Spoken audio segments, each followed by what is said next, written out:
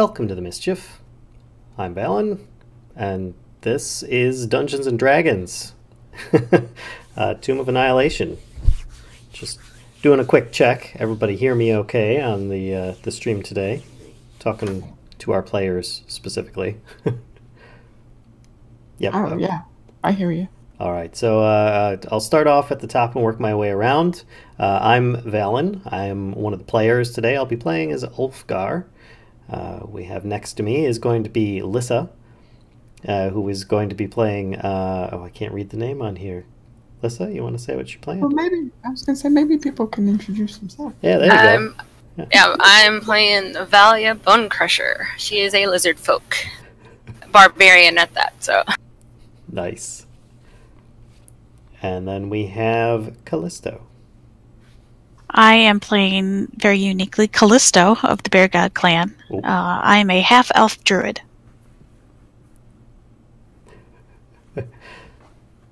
And Hellfire won't be able to join us today. He hopefully will be able to join us next time. Currently there's some technical difficulties. As you can see, we're also kind of have some technical difficulties going on with a little bit of our connection, but it's good. So this is our first time doing this in this format. So, of course, our Dungeon Master. Hi. I'm going to go hide under the table now. Thanks, everybody, for being so patient. Sorry we're so late to the stream. I experienced a lot of technical difficulties, and hopefully those are being resolved, if not already resolved at this point. We're just looking forward to a fun game at this point. So, hi, everybody. Okay.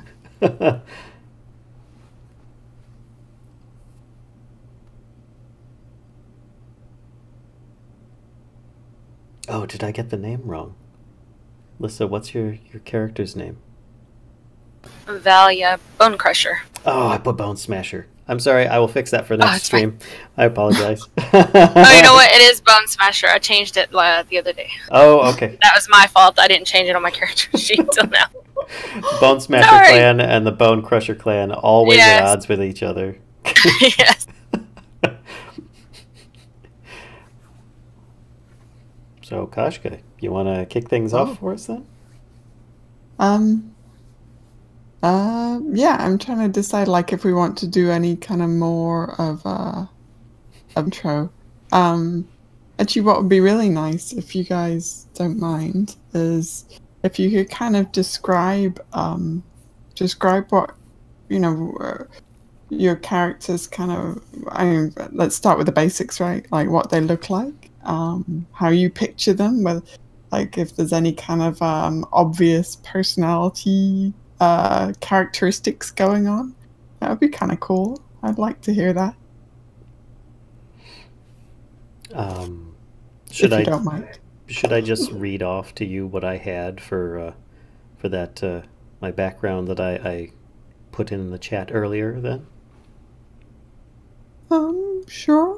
I mean, you don't have to have like full background. If you want to keep some things to yourselves, that's totally fine. Oh, definitely, but I don't think that really gave much away what I put in there. Yeah, because I mean, you might not know everything about each other. Obviously, this is we're just kind of starting out, and maybe you have some kind of familiarity, but you don't know all of each other's history. But it might be quite nice, I think, for yourselves to have a bit of a kind of visual or like mental image of what each other looks like, and I think parts of that image is often like how you carry yourself, right? Like if you're very like extrovert person, or if you're kind of a know-it-all, or if you're kind of very meek-mannered, or just whatever it is about yourselves that you think people would notice. Okay. Well, there's plenty more that I have about my character, but I will just more or less read some of what I've got down for mine. So, Ulfgar, Holderheck is his last name, is a dwarven bard that's not really known as a bard per se, but more as a contact and often messenger for the Emerald Enclave, which is based in and or around Baldur's Gate, as he has a talent for talk. His father was part of the Enclave when he was younger, and what brought him to it, not to mention being a bard in the first place, as he loved to hear and tell of his father's stories. Upon his father's death, this is well known because Ulfgar talks of his father so frequently. People know his father's passed, and he passed in a battle fighting giants when Ulfgar was in his 40s, which, as far as dwarves go, that's young for dwarves, but they are still, a 40-year-old equivalent of a human. He decided to follow his father's footsteps and pursue membership in the Emerald Enclave, which is kind of a faction that seeks out nearby tribes and stuff like that, and tries to maintain balance with nature and cities, so that there's kind of like a bit of both and not too much of one or the other. But upon joining up, he was introduced to many a tribe and town in his travels, and ensures the lines of communication remain open, and often travels the routes to the different groups. He was recently asked to bring representatives from these groups so that they could be introduced to the Enclave, to better relations, and update them of their areas and what issues or troubles they may have back at their homes. And at the beginning of this, I'm assuming that ceremony or whatever was already completed at this point, somewhat recently, and Ulfgar is just like kind of there at that point. But he's known to try and be a bit of a brawler, but he doesn't really pull it off as well as most dwarves. He seems to be kind of lacking in his strength attribute, thusly, and is more an agile guy in his youth. And that's mine.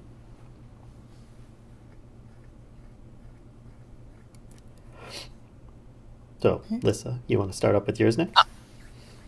Sure. I am, as I said before, Valia Bone Smasher. I am a lizard folk barbarian. I am a medium build, about 5'8" or so. Pretty buff. I've got nice bright gold eyes, dark blue scales, and my frill is going to be like multicolored, iridescent, so kind of shiny. Nice. Her background, she has she's a little bit of a different background. She's different, lizard folk. She got too curious about the humans that lived too close to them in the swamp, and started watching, and eventually started acting, emulating their behavior. Started getting more human-like, and her clan their tribe decided they didn't like that too well. And they felt like she's lost her path to being a lizard folk. So when the envoy from the Emerald Enclave came, which would be a small, as they described him, a small, hairy, human-like child, because they weren't sure what a dwarf was, and they took that as their cue to send her away. She thought she was going to represent her tribe, and little did she know, at the end of when they got to the edge of the swamp, her leader told her she is to be gone as a form of punishment for being too human-like. She is to go and find herself before she can never return back to her people. So she is now going to be check out what's going on at the Emerald Enclave, and she will figure out whether she likes the human-like behavior that she's developed, or if she'll go and find her roots and go back to her people. Okay. And she is not above eating her party members if you die, so y'all be careful. So make sure to carry lots of food. I did neglect to mention a brief description of my of Ulfgar is that, yes, as Lissa pointed out, he's a very hairy guy. He's got a full head of red hair that's rather long, and a really big red beard. And yeah, there you go. That was it. Otherwise, very dwarf-like, pretty handsome as dwarves go. Okay. And how about you, Callisto?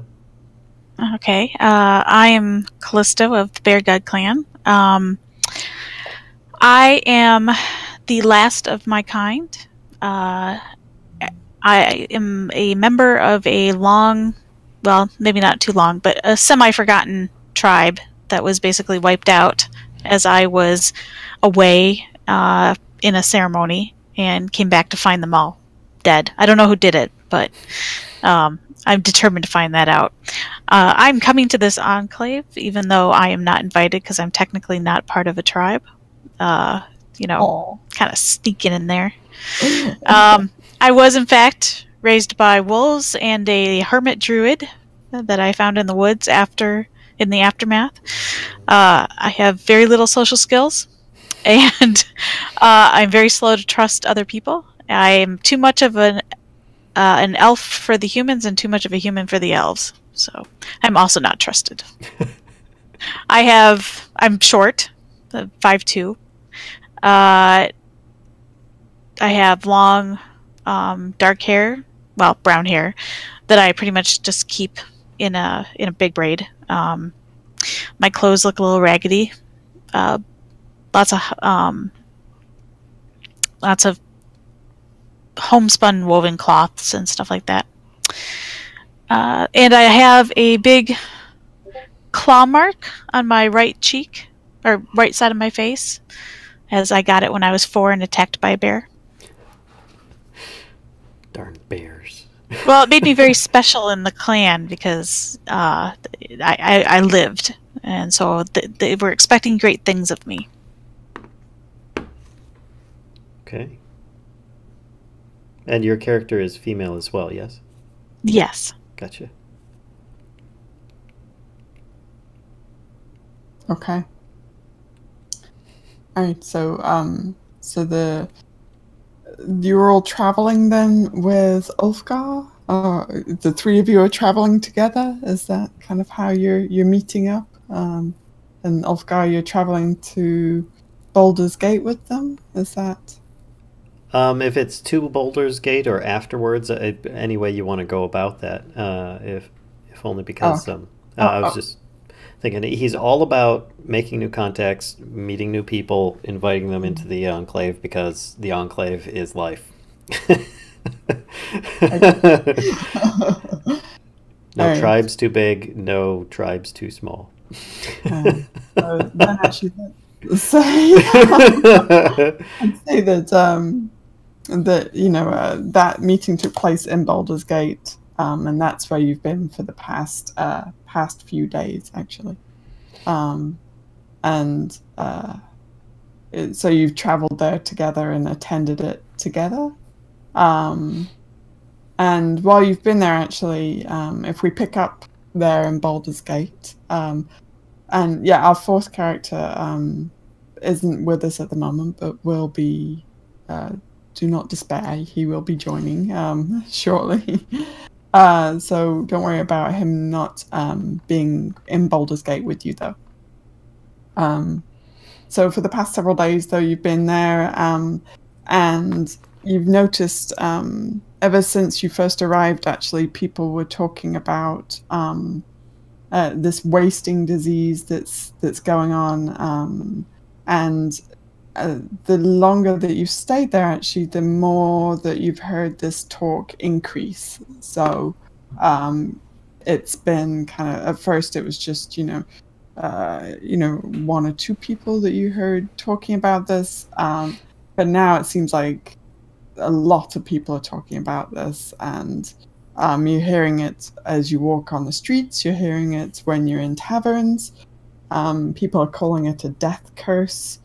And it seems to be a wasting disease, and it's affecting anybody who's ever been raised from the dead. So in this world that we're in, it's quite common, especially above people who have the money to spend, for people to be raised from, well, not quite common, but it is possible for people to be raised from the dead, and it is common knowledge that other people can be raised from the dead. It's quite expensive though, so it's kind of gated financially, but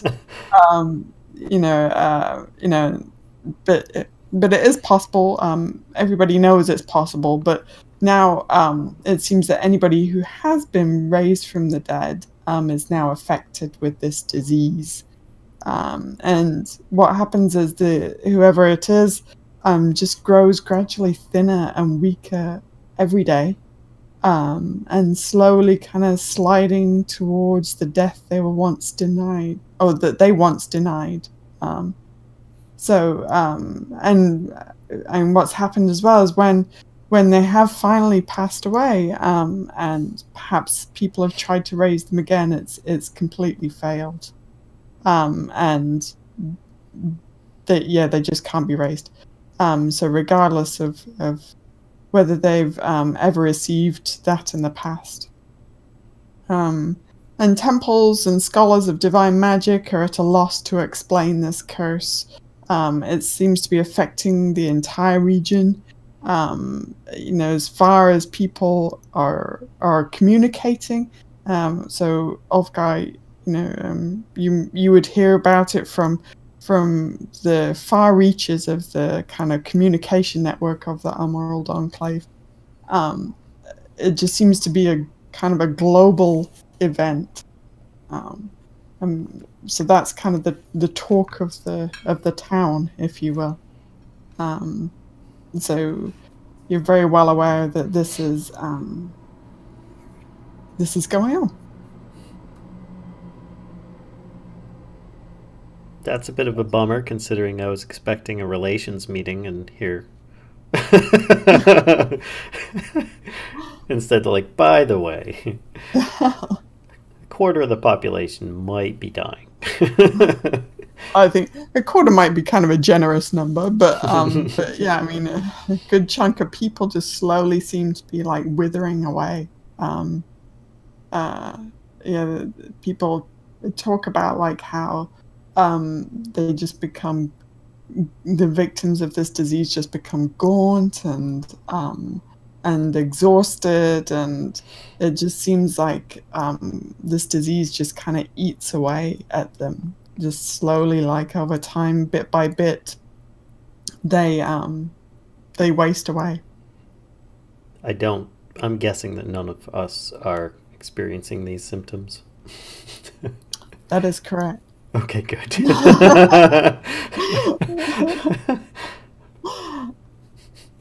But you are, actually, when you meet with the rest of the Enclave, they share an invitation with you, and they're sharing this with you because they think that, actually it's for you specifically, so it's not kind of their opinion. But the invitation is to attend the home of Syndra Sylvain, and she's somewhat well-known retired adventurer, and after her retirement, she took up being a merchant. She's a wizard as well, and she has fairly good reputation of from her kind of adventuring days. So she has invited you to go to her home, basically. Okay. And I was actually trying to edit my character sheet, and those that are watching probably just saw that I popped it on the screen real quick. Epic fail. What was her name again? I was trying to write her name down. Her name is Syndra Sylvain. It's Syndra. Sylvain, like that? Mm-hmm. Oh, hang on. I was on there. Here, I'll just do a little copy-paste. Copy-paste? Like that. Ah, okay. Much simpler.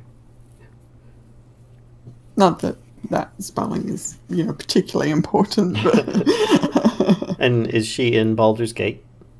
She is in Baldur's Gate, yeah. She has quite a fine home. You hear from your fellow Enclave members that she has a very fine home in Baldur's Gate. She, like I said, she's after retiring from kind of adventuring, she became a merchant, and she's made quite a name for herself, and is a very well established person.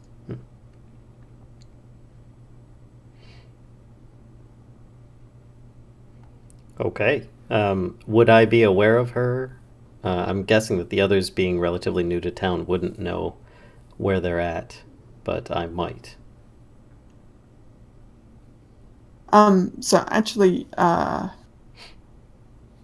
if you're willing to accept the invitation, then one of her attendants is happy to kind of show you the way to her home. Okay. Yeah, totally. I mean, Ulfgar is all about the Enclave, and if the Enclave is like, hey, you know what? We want you to go talk to this lady about this stuff. I'm like, I'm there. So are we getting an escort or directions?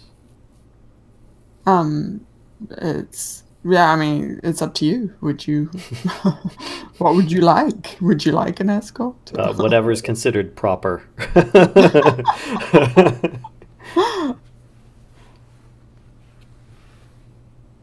Then yeah, I think take the escort. Okay. All right, then yeah, we'll take our whoever will escort us there. I'm sure that they'll have some kind of name or something like that, and just. So At least I'm up for it. I don't know about the other two. This can be my Yeah, I mean, I can't go home, so yeah, I'm just gonna go with it. And I'll do anything to, get my clan's name back. So I'll follow. Okay. All right. So then this uniform attendant actually escorts you to Ms. Sylvain's home. And as you enter, they lead you up a grand staircase to the third floor, where they show you into a wood-paneled room. It's a fairly dark room in itself. It's very hushed, and actually the attendant is quite hushed themselves. They're just kind of, it's a human attendant.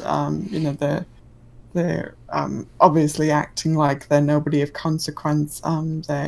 They work for Syndra, but mostly they're just interested in getting you there kind of as quickly as possible. So they usher you into this room, if you're happily, kind of following them. Sure. Let me know if you want to do anything else, but otherwise, yep, and it's a wood-paneled room, as I said, with all kinds of chairs around. There's a big heavy table bearing goblets and bottles of wine. There's a fireplace as well that's lit, kind of darkly or gently glowing in the dark. And the walls are hung with maps and sea charts. And then there's also just racks and shelves and cabinets holding many, many more rolled up parchments that you can only assume are more of the same. So the room is actually kind of, like I said, it's very, very kind of dark, and trying to think of another word to describe it aside from dark, but it's quite, it's a little stuffy almost, but imagine something like almost out of like Indiana Jones, where there's just maps and charts all over the place, and curtains are drawn, and there is by the fire an overstuffed chair, and you can see the outline of somebody sitting with their back to you in that chair. You can't really see much of the person themselves.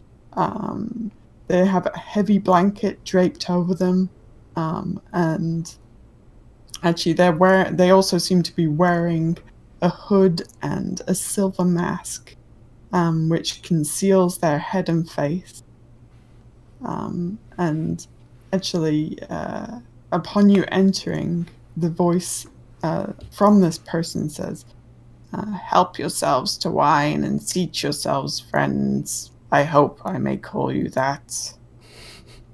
And we were sent to ask her about what she would know about this plague, yes? Well, she's invited you to her home. Okay. She has some kind of what's the word I'm looking for? She has an offer for you. Okay.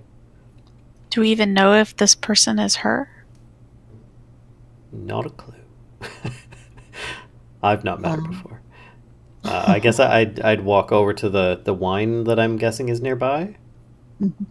And you hear the door softly click behind you as the attendant kind of backs out, and the kind of customary way that a servants do, just backs out and closes the door behind them. Softly clicks closed.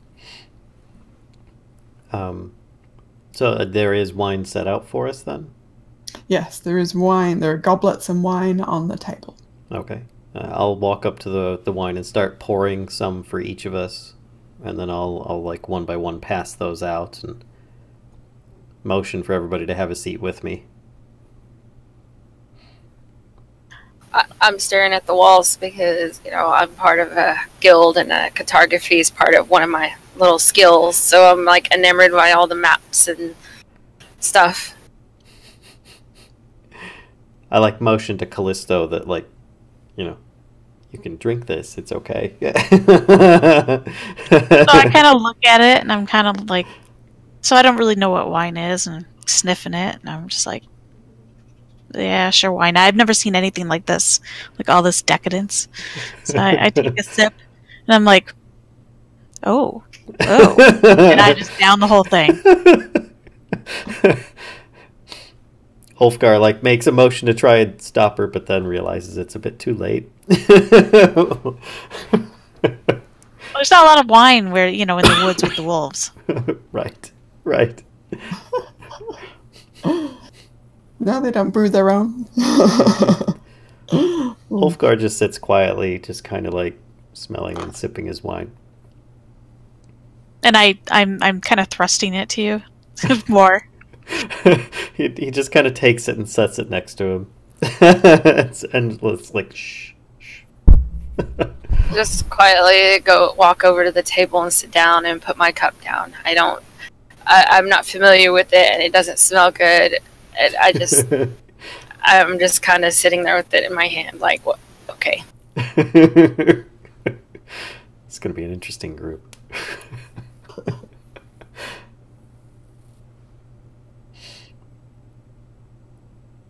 So I'm just kind of looking at you, because in my eyes, you brought me there, so I'm trying to figure out.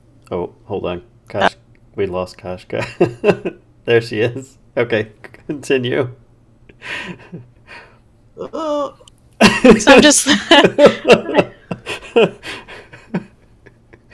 I'm just looking to Ulfgar to.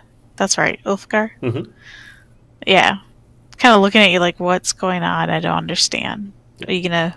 Yeah, he'll just kind of wait for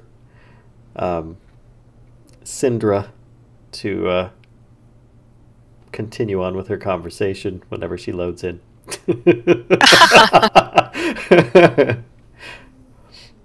I'd say while we're waiting for her to load back in, that as far as the Valia goes, and Callisto, I guess it would probably apply to both of you. Ulfgar, now, whether you guys are even intending on it, he would probably say something to the point of, oh, there she comes again, and you're back. That he would think that the Enclave might be able to give you guys a new home, or at least give you direction and a purpose, and perhaps that may or may not have seemed interesting to you, or reason why you're sticking around with me at this point, just as an offering. Do you give us the Enclave pamphlet? Yes, pretty much. Do you have a moment to spare? For me to tell you about the Emerald Enclave. I look at Ulfgar and say, "Small hairy man, what are we doing here? We're invited. We have a business proposition. I'm assuming so." Small hairy man. I'm a dwarf. Men are a bigger meal for you. Now, Syndra, what have you brought us here for? She says, I'm not sure how much you know of me, but I was an adventurer years ago. I died once and was raised from the dead, but I have moved on from that stage of my life now. Have you heard of the death curse? Aye, that I have. The death curse has struck me. I do not know how much longer I have before I perish. Clerics have no help to offer. They're completely confused by what's happening. Ulfgar quietly kind of like spits the wine back out in the goblet that he was drinking out of and kind of sets it back down like, oh. I just I put my hand over my mouth and go, kind of smirk.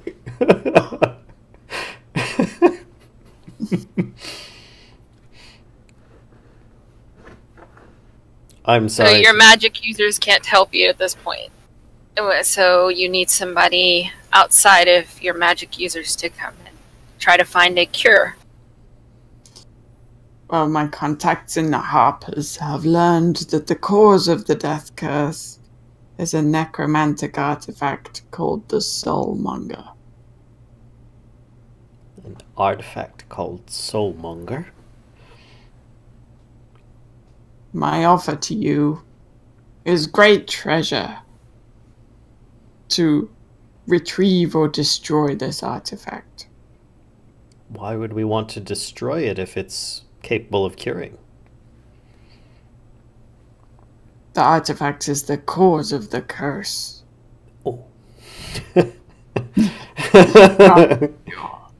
Slight misunderstanding. Slight.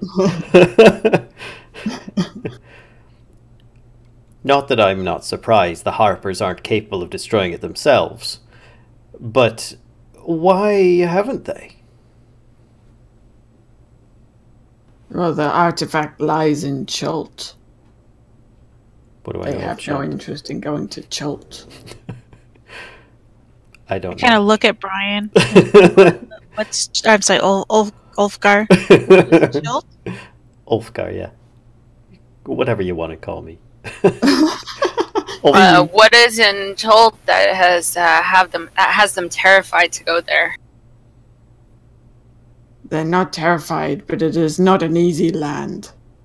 Chult is a peninsula ringed with mountains and cloaked with rainforests. Very little is known about the region's geography beyond what lies in the coastal areas.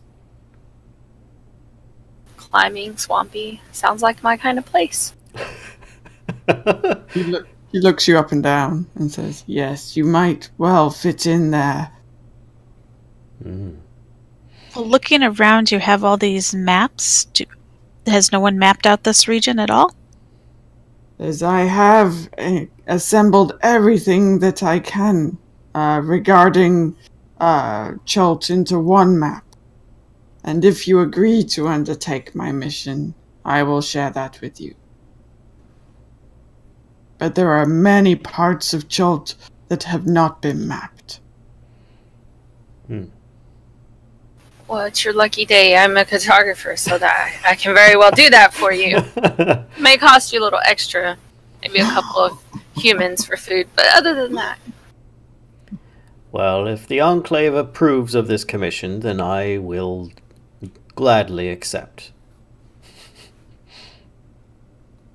Just as I'm here as part of the Enclave, I will accept as well. Yeah, sure, I'll come along.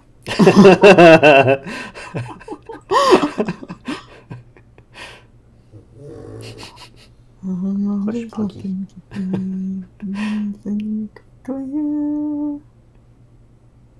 Okay. Did she just suddenly start singing to us? Is that what happened? Oh. Nope, I was just looking at one quick thing there.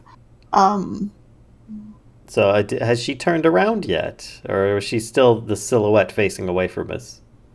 She's still a silhouette kind of facing away from you. She's not really moving a lot. She seems to be conserving as much strength as she can. Gotcha. Okay.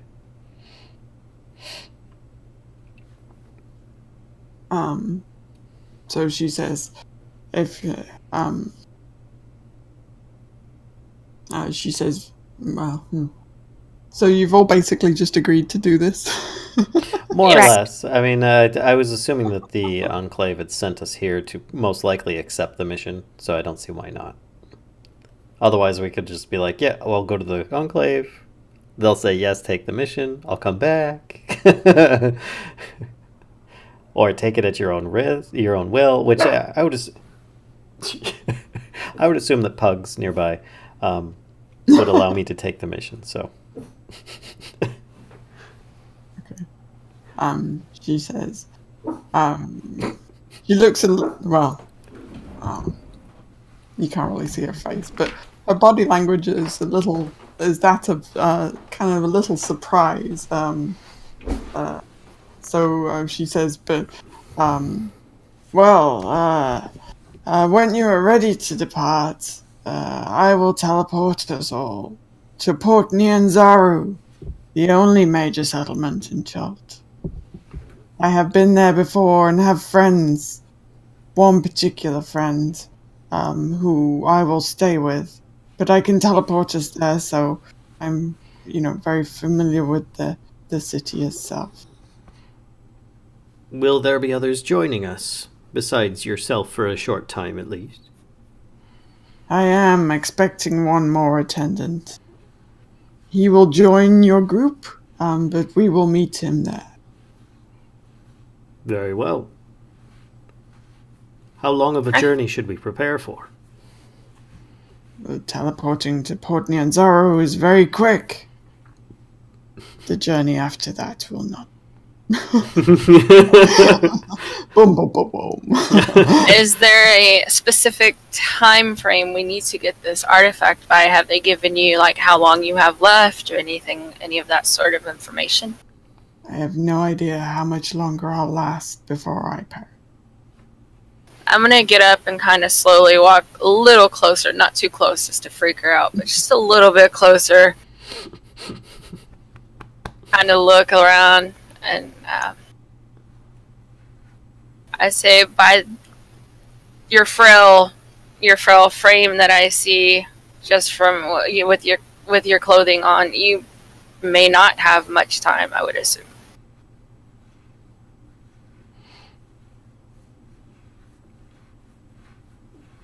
Well, let me know when you are ready to travel.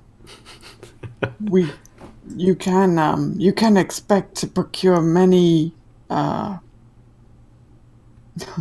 my head is like not working today. You can expect to procure many provisions in Chult once you arrive there. She did just kind of ask if she had much time left to live. Yeah, she just said, changed the subject. No, she said that she doesn't know how long she's got left. Okay. Are there is there anyone else within the city that is suffering from the same curse, I guess you could say? In Baldur's Gate? Yes. Or even in Chult where we're going. She wouldn't be able to speak for Chult, but she's sure that there are others in Baldur's Gate. But Baldur's Gate, if you picture it, it's a massive city, right? So the chances of there being somebody else who's been raised from the dead is pretty high.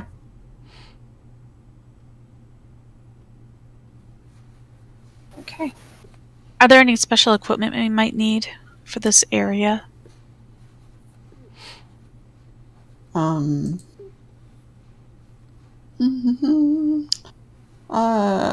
da, da.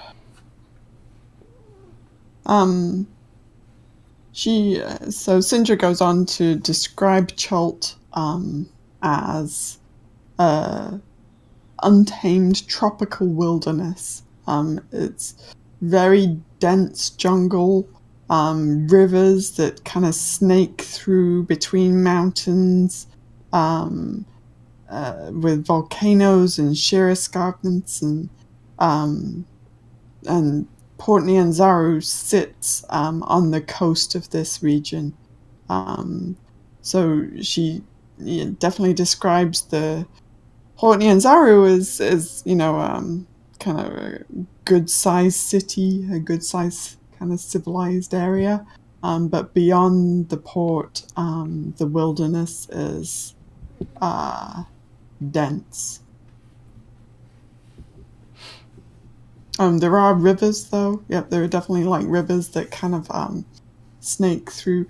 Here, actually, what I can do, because you have kind of accepted her, as we can do. She shares her map with you. I can. Ooh. On. Fancy. Oh wow, it's like drawing stuff.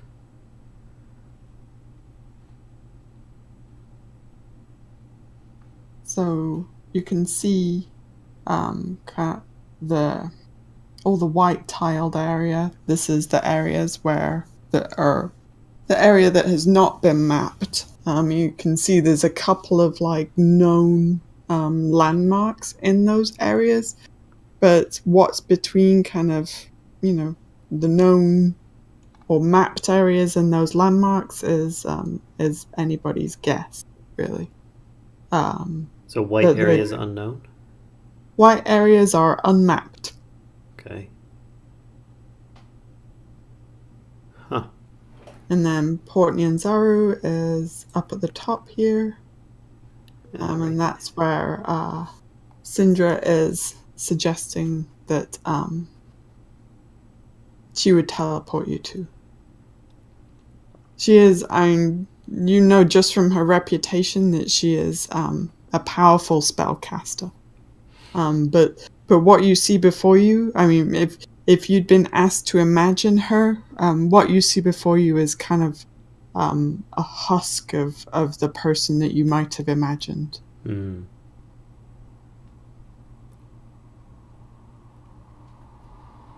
So, I guess the only thing that I would be more concerned about, since traveling through dense and uncharted terrain sounds very interesting and intriguing,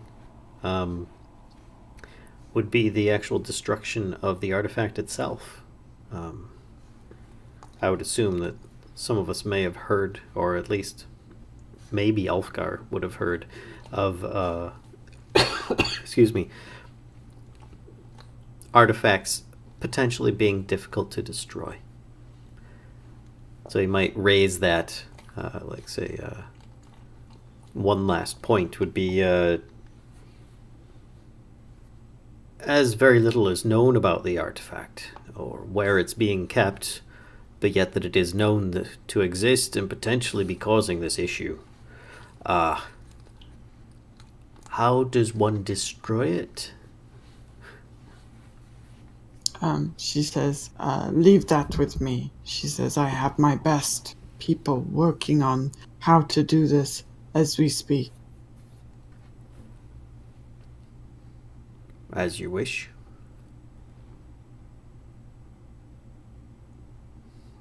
I'll be ready tomorrow. Is there anything else you wish to share with us then?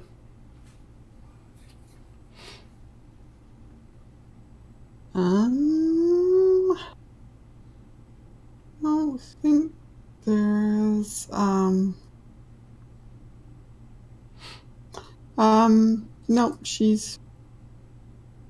she's kind of shared all she knows. And she could go into more detail, but but she kind of feels like you have what's needed for now. Okay. I'll just sit down and start studying the map. Do we get to keep the map, or is it something that we just get to look at for now? Nope, you can take it with you. I'll leave it with the cartographer. I would invite the others to stay at my house, or home, or whatever it is that I live in. I would assume it wouldn't be much, just a place, and I would, for the night, and then tell my relatives, my mother and twin sisters, that I'd be off for this quest, possible promotion, opportunities to look good for the Enclave. I accept your invite and slyly grab a bottle on the way out. So I'll roll up the map and put it in my pack and follow along. So are you going to... You're trying to hide that you're swiping a bottle there, Callisto? Yep. Okay, you want to make a little roll there for me? Hang on, let me have a look. It's a sleight of hand, right? Sleight of hand, yep. Yeah. You do like a sleight of hand roll for me? I think you should just be able to click on sleight of hand in your character sheet to actually just roll that.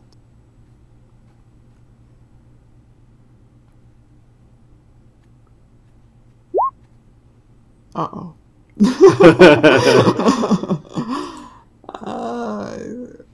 Hang on. I guess the question is, does she mind you taking a bottle of wine?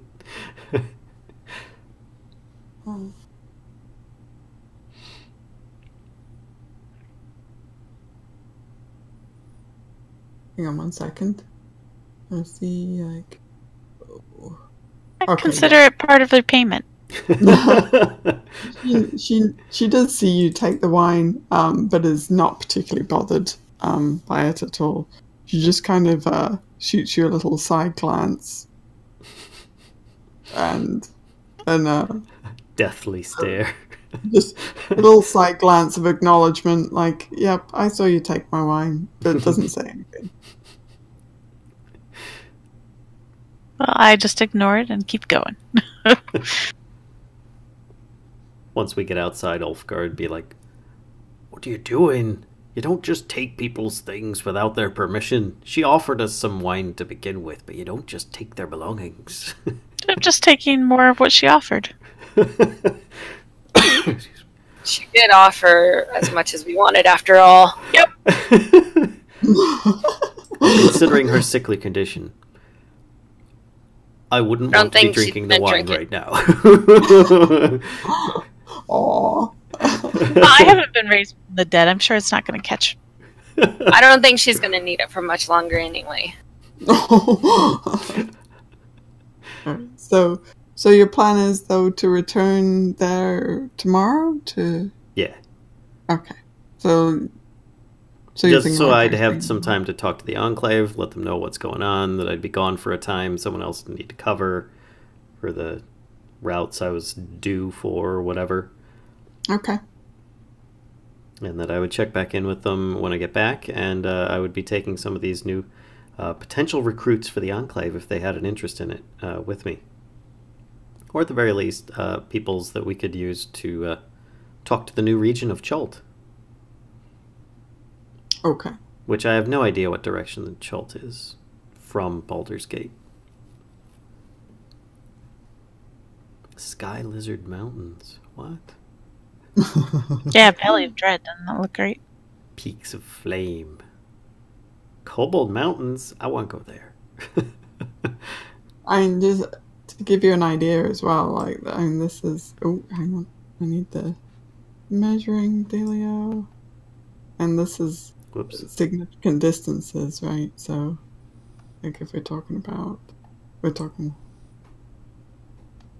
Give you an idea of, like, how much travel you'll be doing in this area.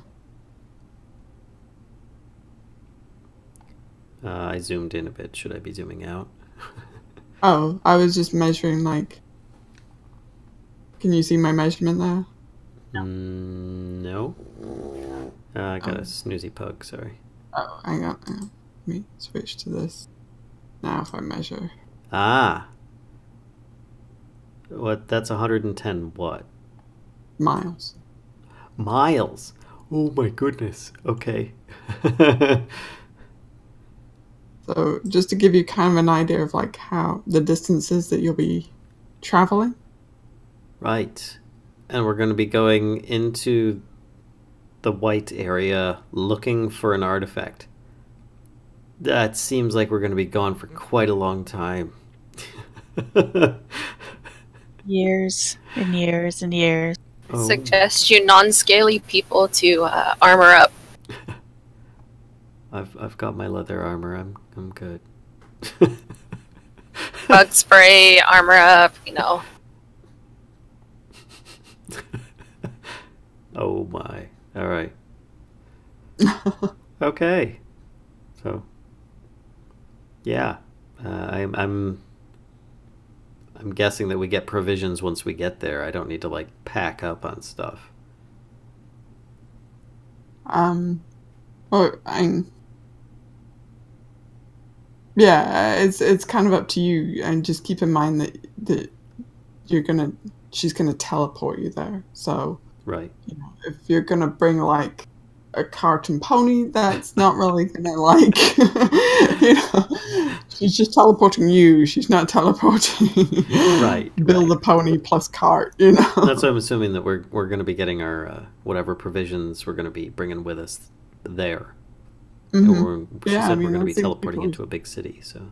Yeah, we're going to be going to a port. I'm sure there's like extra, like bunch of vendors and whatnot.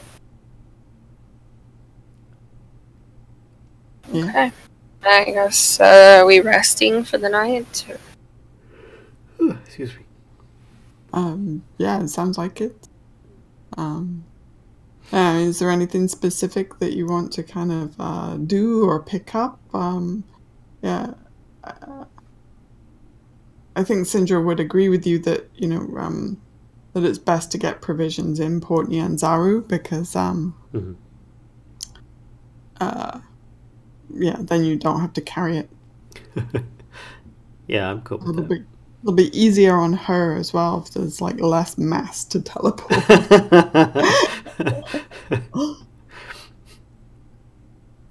So yeah, I mean, the only reason that I was kind of delaying is so that I could talk more with the Enclave, update people, let my relatives know, and then just leave first thing in the morning. Spend a night feeding my my new friends. Give them some dwarven hospitality.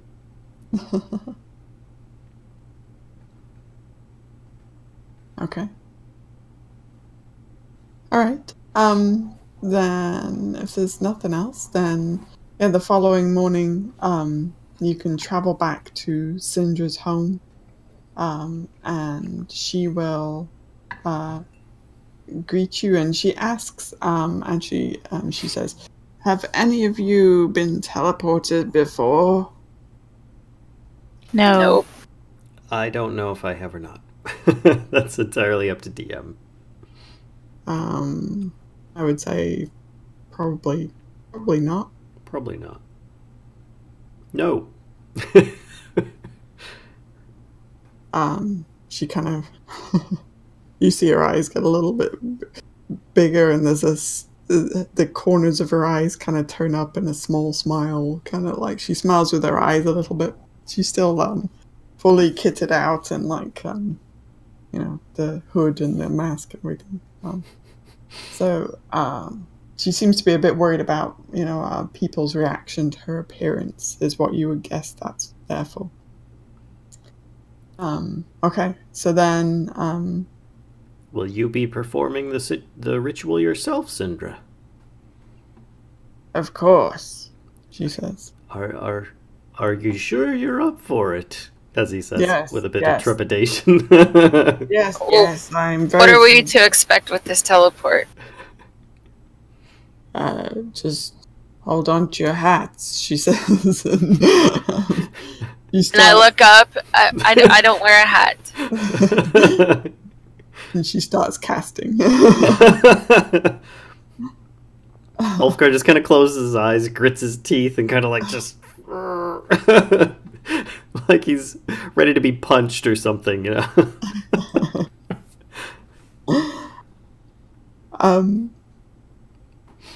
Okay. So as she starts casting the spell, and you kind of I don't know. You might expect to like step forward through like some kind of portal or something like that, but instead it's you're overcome by darkness, and then from the center of your torso you feel this massive tug and it tugs you backwards as you're caught up by the spell, and you feel weightless for a moment, and then your feet hit the ground, and you kind of come to your senses again, and the darkness recedes, and before you is Port Nyanzaru's harbor, actually. And I would actually like you all to make a Constitution save for me. Hey, hooray. I think I just click on Constitution. Yeah, the word Constitution. Okay, yes, you're all fine. Nice. So you see around you, though, a tropical city under a blazing sun, and you can begin to hear as the spell recedes, you begin to hear sounds from the harbor and the ships. You can hear the waves against the harbor sides.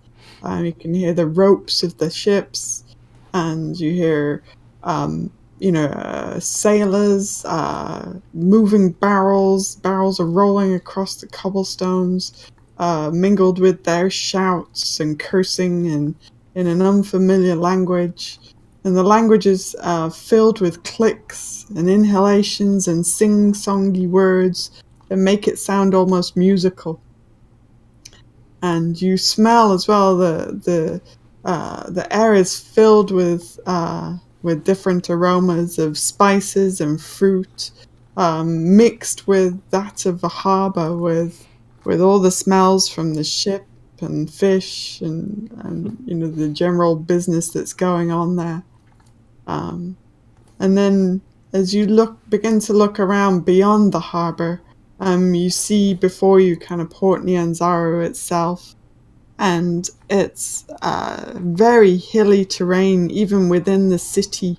The buildings are perched on the side of a small number of very kind of steep hills, but it's an explosion of color, and the buildings are painted in bright shades of blue and green and orange. Their walls are adorned with murals portraying giant reptiles and mythical heroes. And all of the buildings have flowers and baskets, draped with leafy vines.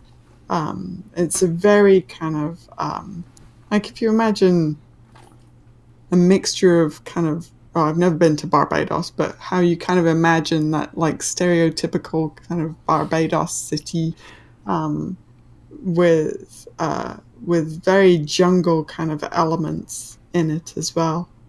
And the people as well, you see kind of, moving all around. It's a very busy city as well.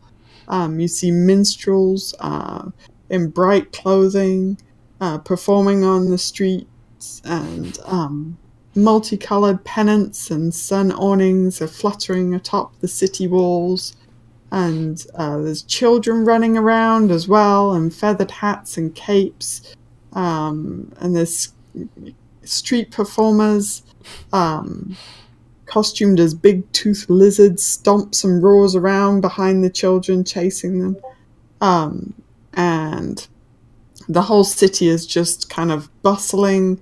There's lots of laughing and swearing and singing and sweating, and it's very, very alive. So it's like Ren Fair. It's like Ren Fair on steroids. It's like... Seems like quite the lively town. Yeah, the colours and the smells and the sounds are almost overwhelming. Okay. And this place is like a big bustling city like Baldur's Gate was as well? Is it? Probably not quite as big as Baldur's Gate, but yes, it is pretty big and very busy. People kind of going about their business. The harbour, actually, if you're taking a moment to kind of look in more detail around the harbour as well, you start to notice that that actually people are leading dinosaurs as well. You see kind of leading? Some larger dinosaurs that are being used to haul carts. And you see actually one of them, you look over at a ship, and one of the dinosaurs is got a big harness on, and he's being led to hoist some shipment up off of a ship deck on the arm of kind of a crane. So you can see that dinosaurs are being used in place of kind of what you might see like heavy horses or cattle being used. Actually, these dinosaurs are being used instead. So we've been teleported to Jurassic Park.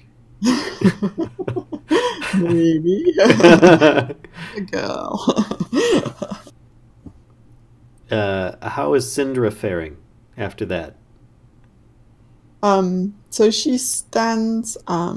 She does stand. She's hunched over, and you can see the weariness. Kind of, it's like a weight on her shoulders. But she looks okay. It's not like she's about to fall over or anything. But she sees you kind of looking at her, and she says to you, "I recommend you secure some rooms for yourself at a tavern." She says, "I will be staying with my friend." And where might that be, in case we need to reach you? I was thinking the same thing. She says, my friend is one of the merchant princes here in the city. His name is Wakanga Otamu. And I'm not even going to try and spell that. Yeah, hang on. I'll grab that for you. I'm just gonna kind of walk over to one of the dinosaurs and kind of look at it, and just curiously, just kind of stare, like look it over. Would we know of the existence of dinosaurs? Yeah, I think that you've heard of them, right? And they're not kind of legendary beasts or anything. They're very unusual, but they're not, okay. Okay. So that's who she's staying with. And she will point you in the general direction. He is hang on. He is like one of the merchant princes of Fort Nyanzaru. So she points you in the direction of where he stays. Okay. she says, if you're looking for taverns, she says, there's the Thundering Lizard down, and she points him the direction. She says, there's Kaya's House of Repose. The Thundering Lizard is a little on the rowdy side, but it is cheaper. Sounds like the lizard might be Yeah. like in line with our party. Yeah, I'm like, I look at our group and I say, thank you. Let's go to the lizard, shall we? Okay.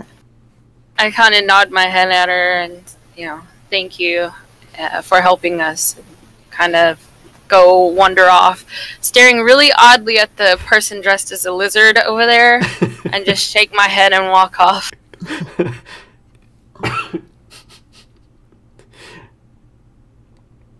I'm following you. It makes me wonder if your lizard folk tribe actually wore the skin of like humans and kind of meandered around making human noises or something. Yeah. Yeah, I don't even say goodbye. I just walk behind her. Okay. So, Ulfgar, are you still standing there with... No. I'm going. Oh, Okay. okay. Unless she looks like she's not going to make it to her friend's place. Otherwise, I will go.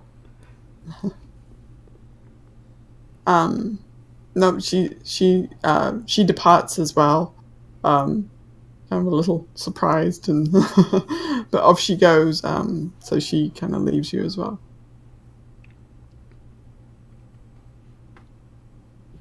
All right, so off to the tavern to get some rooms, and then we go back and meet up with her at Wakanga Otamu's manse. I'm assuming, since he's the merchant prince. Yeah, so yes, he has kind of a villa in the city. So yeah, you could definitely go to that if you want. Is the lizard inn really far? Would we see anything else of interest on the way there? Hang on 1 second. Did you say it was called the Stomping Lizard? The Thundering Lizard. Thundering Lizard. That's right.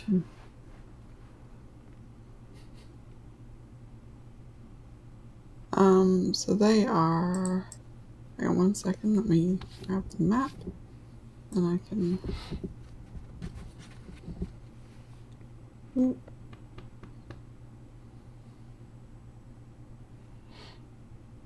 Look where they are in relation to you right now.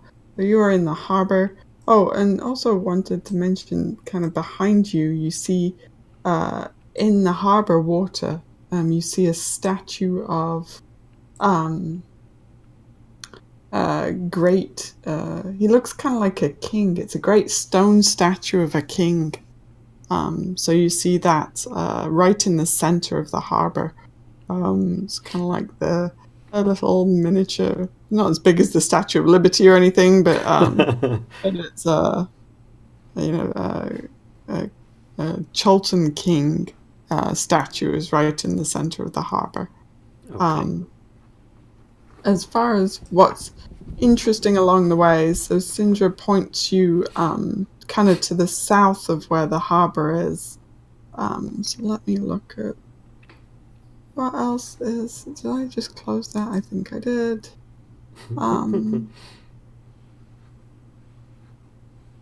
Locations in the city.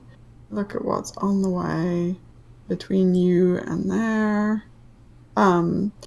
So actually, as soon as you kind of leave the harbor area and start walking to the south, you notice right away there's a massive market, just all kinds of traders are set up in these plethora of tents that make up this market. It's just all these individual kind of stalls where traders have their goods set up.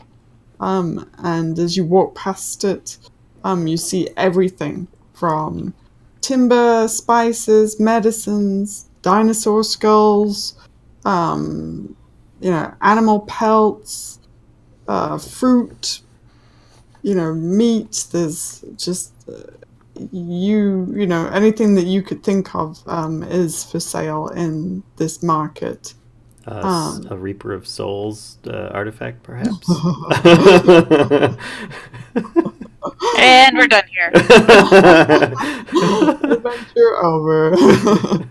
Thanks for coming. I was here the whole time. It does seem to be like a hub for street performers and minstrels, wandering minstrels, or they're kind of just roaming around this market area. And you do actually see, let me show you what the minstrels look like.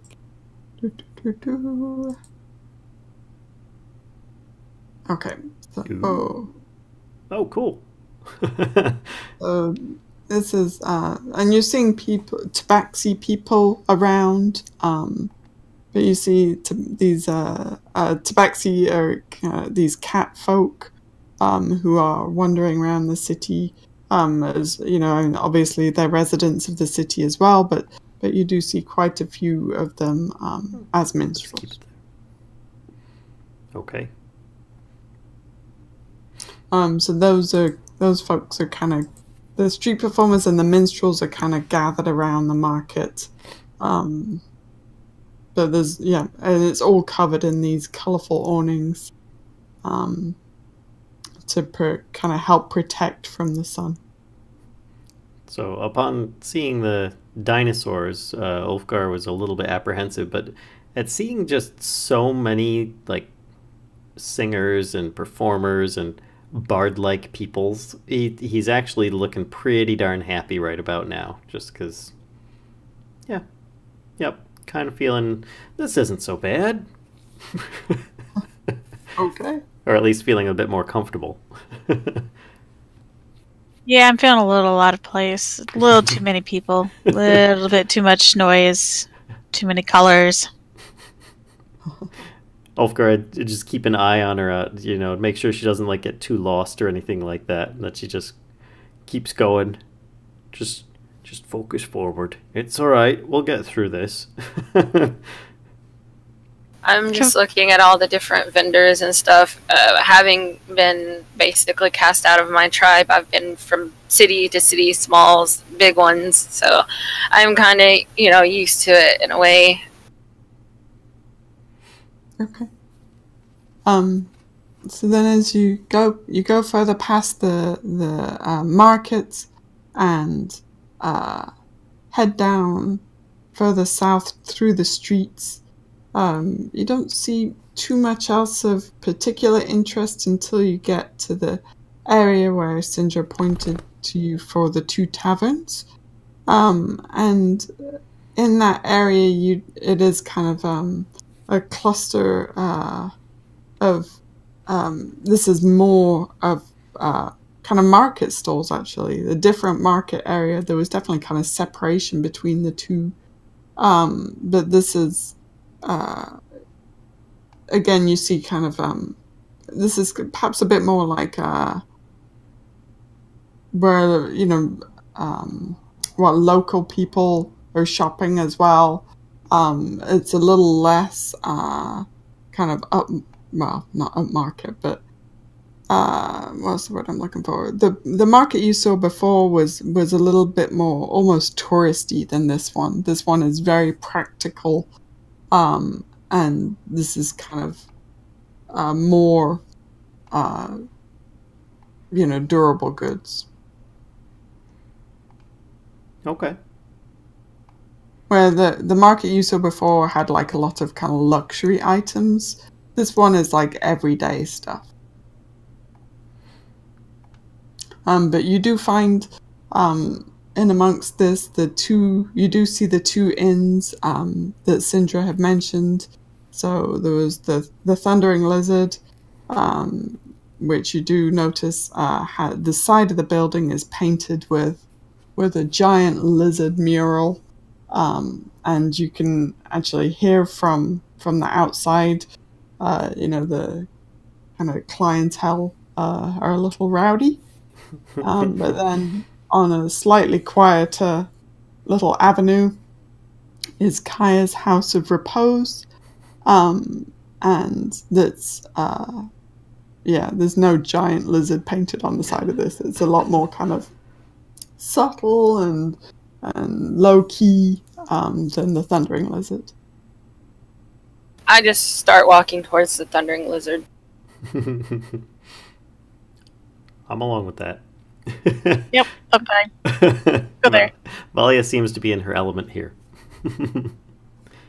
Okay. So if you're going inside, there's nothing particularly special about this tavern. It's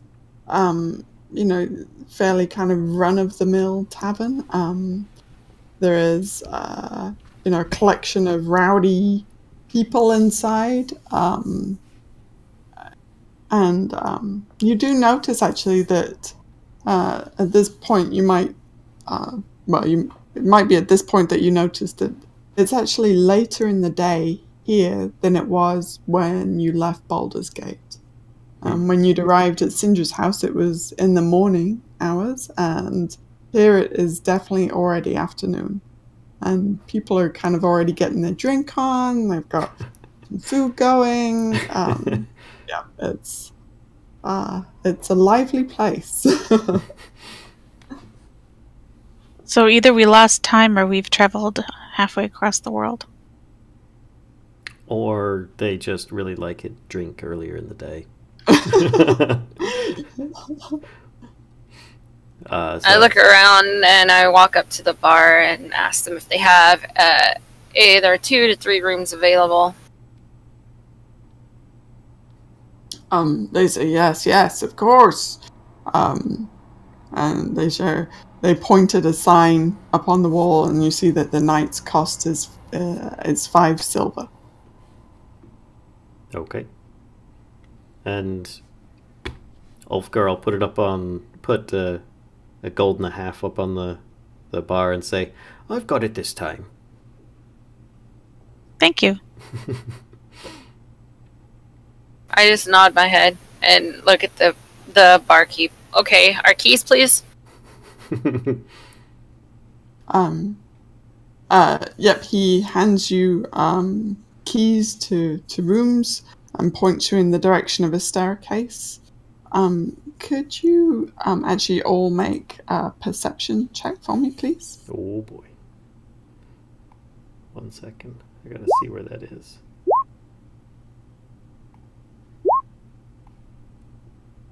Okay. So Callisto, you notice that beside what catches your eye is next to the board where all the prices are of like a room and a beer and soup and bread and all that stuff.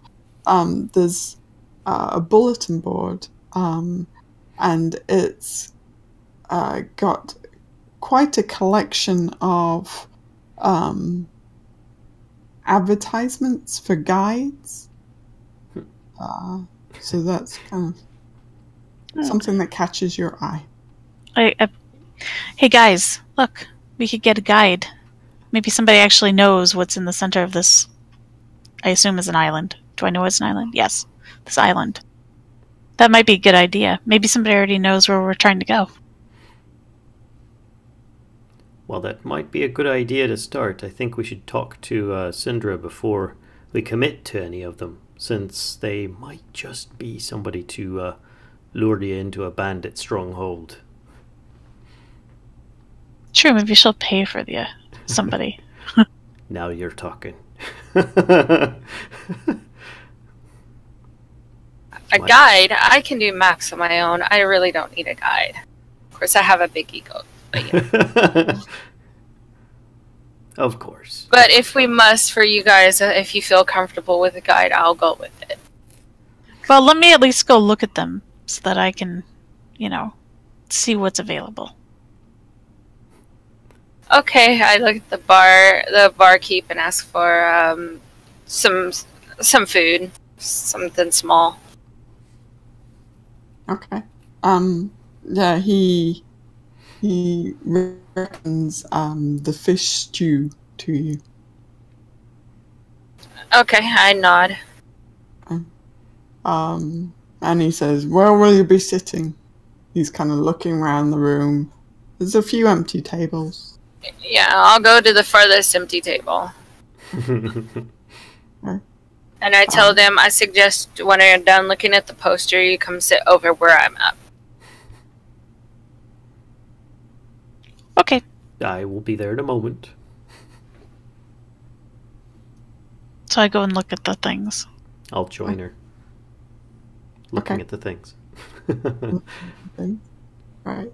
Hang on, let me get rid of some of this stuff. I'm going to start sharing with you.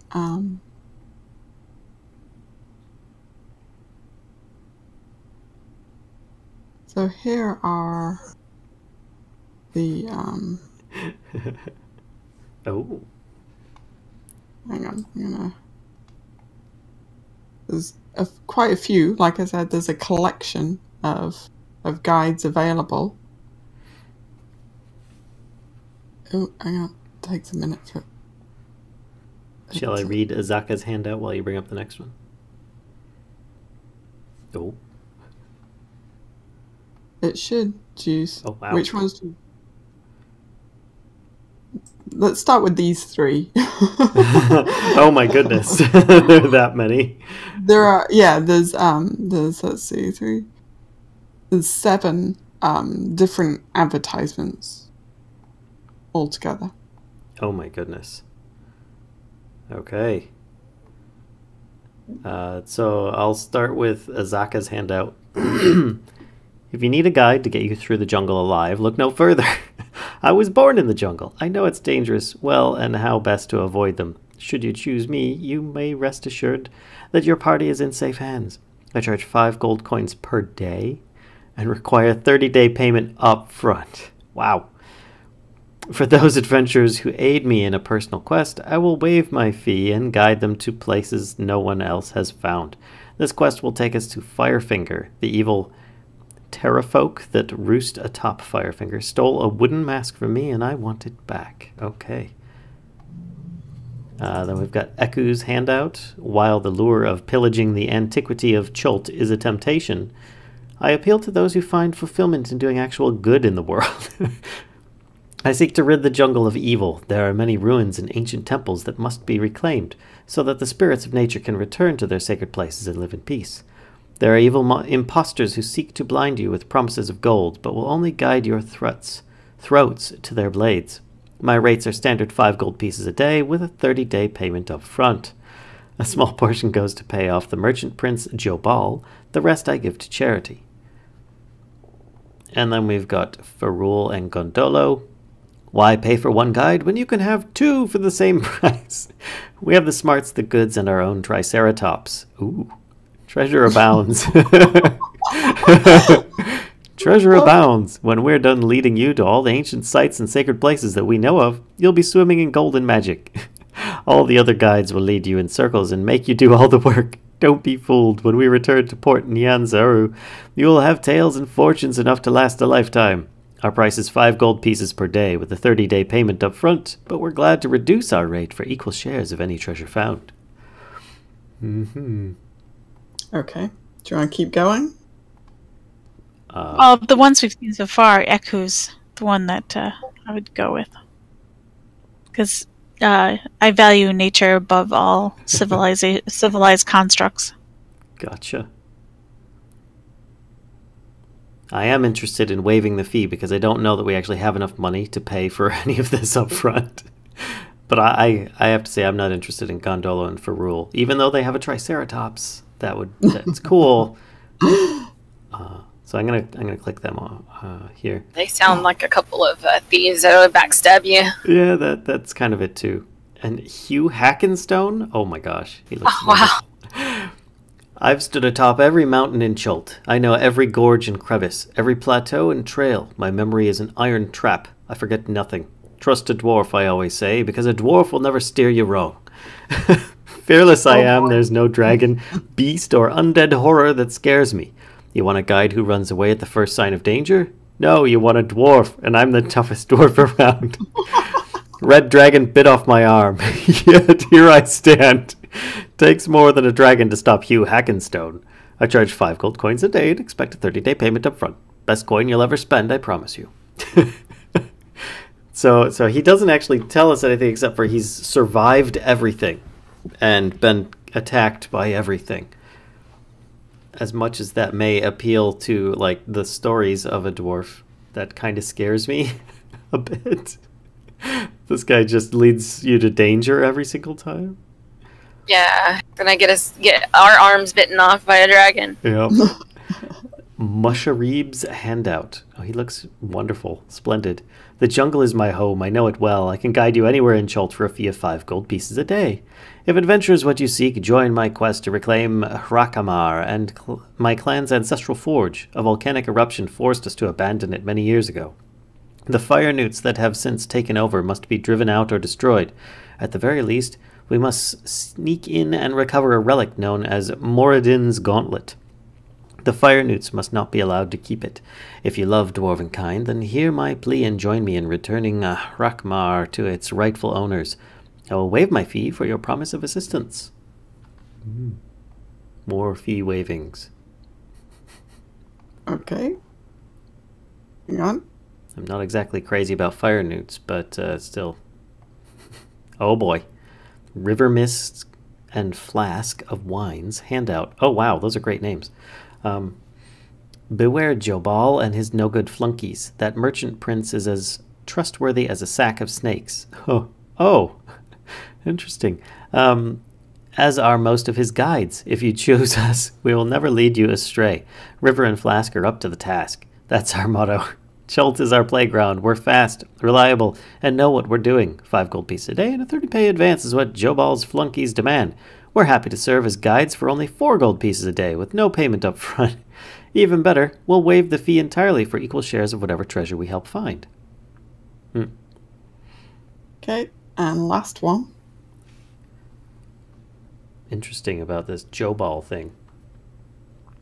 All right, Salida's handout. I've led many expeditions through the wilds of Chult. I know secret trails that appear on no map. Hire others at your own peril. Azaka and Eku have led expeditions into the jungle that never returned. Farul and Gondolo are charlatans, plain and simple. Old Hugh suffers from mad monkey fever. I'm sure of it. Musharib is an albino dwarf, and they're not to be trusted. And I hear tell that River, Mist, and Flask of Wine owe money to Zentarim. 5 gold pieces per day is a cheap price to pay for your lives. Spend your gold wisely. Wow. And she told us nothing about her. Yeah. At all. Just that she's very bitter at everyone else. Yup. I don't trust Salida. Yeah, I don't like her either. I think River and Flask, as funny as they would be, they would probably joke around and get us into a lot of trouble. Yeah. The dwarves, no offense, little man, but I don't think we should trust those two. They do sound a little insane, both of them. Although getting a relic would be nice. I feel we might get a little bit sidetracked with Musharib. A bit much. I'm between Azaka and Ikus. Though the one chick said that they haven't led people back out of the jungle. She said that about both of these two. Mm-hmm. So I think we picked the perfect couple.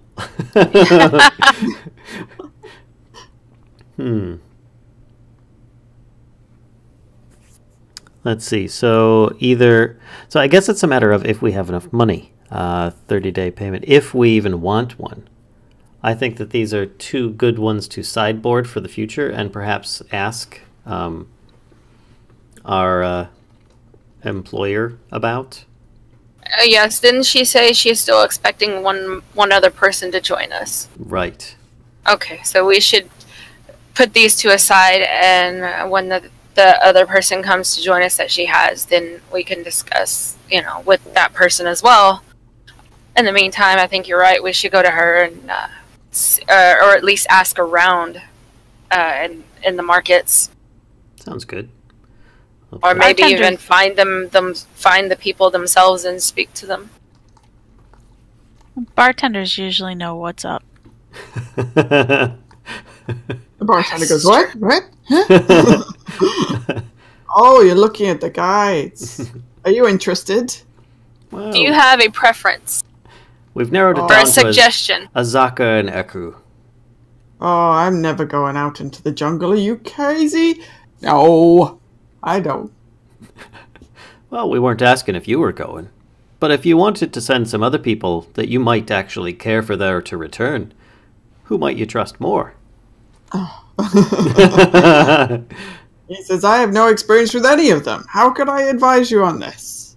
If you want some advice on ale, now there I can help. Or fire whiskey, even better. Which one of these two might actually have better access to fire whiskey or nail? Oh, they all come in here from time to time. Fair enough. If you want to chat with one of them, I could let them know. Well, maybe after we talk more with Syndra. We've got our rooms. Perhaps once we've had join our friend over there, Valia, for her meal, and then we off to Syndra and see what we can do to find out more about this journey we're going on. Okay. Sounds good. Nom nom nom nom nom. I'm just eating my fish soup. Just looking around and, at the people in the bar, in the tavern. Kind of keeping an eye open. If I see anything interesting. So yeah, and there's plenty of people around. You hear some of them talking about the dinosaur races that are coming up. They're talking about bets on those races. So they're, saying, oh, well, I bet on, I bet on Bone Cruncher last time and he didn't do so good, but he can, if you get the right rider, then he can be really good. And the other one's like, well, I won on Jungle Princess and the right jockey, was really key. And, they're just talking about bets and what they're expecting to happen. Yeah, that's kind of most of what you hear around the tavern. You do also hear some kind of banter back and forth about some of the different merchant princes. So you heard already about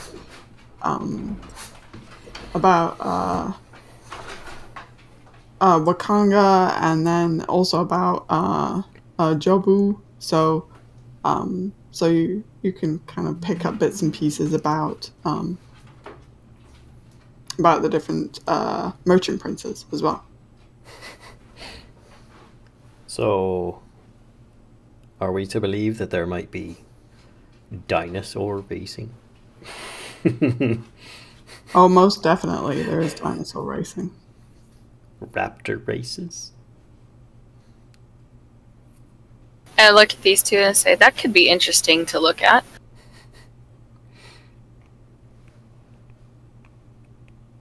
Sure, We should go check out the dinosaur races. And one of the people like sitting at the table next to you says, "You must be new in town. Dinosaur races are tomorrow. But you stay off the streets where they're racing, otherwise you get they're not picky about who they run into." How do you know what streets they're racing on? Oh, you'll see the crowds gather around the streets. Okay. Um, Mental I- note: look for crowds gathering around the streets. Stay off said streets.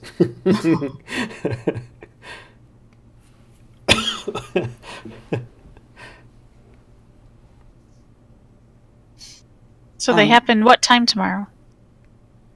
Well, there's 3 of them. They do 3 races. One's for the dinosaurs, the 4-legged dinosaurs. One's for 2-legged dinosaurs, and the last race is anything goes.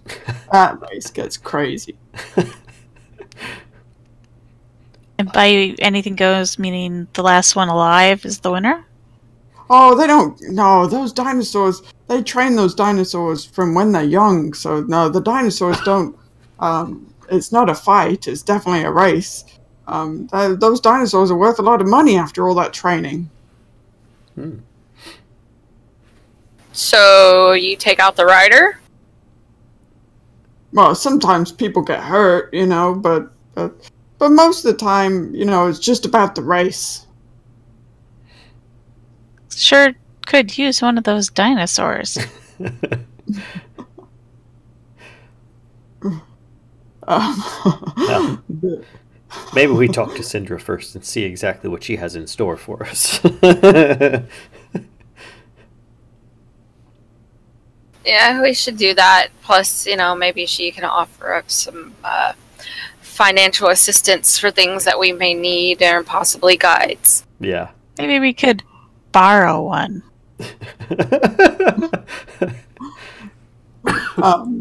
Excuse me. If you're saying this out loud, then the person who you're talking to just kind of like bursts out laughing. He's like, those dinosaurs are expensive. He's like, nobody's gonna give those up. Oh! I was just kidding. Yeah. I asked the person. So these merchant prints, who's the favored one out of all of them? Oh, they all have different things going on. It depends what you need. Each of the princes has their own kind of responsibility. Okay, I see. So, like Akeen, he deals in weapons. Oh, sorry, she deals in weapons and shields and traveling gear, all that kind of stuff. So they each have different stuff that they're available, or that they are responsible for. This is their section of the business of the city. This is how they keep their families in the manner to which they've become accustomed. Because these merchant princes, they have they're very rich folks. Like Ifan, he deals in all the beasts and beast training. So if you want to talk to them about dinosaurs, then that's who you should go talk to. What about is it Otemu? Mm-hmm. What about Otemu? Wakang Otemu. Wakanga Otama. Oh, Wakanga. I'm sorry, I missed. He deals in magic and law. He's I've heard, he can cast spells on you. Well, I presume so if he's a friend of Syndra. Oh. Sorry.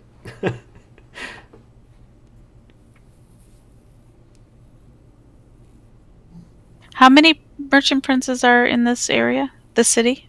There are 7.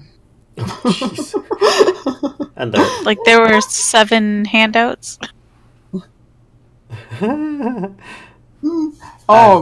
no, all of those guides work for Jabal. That's All? yeah, all of those guides.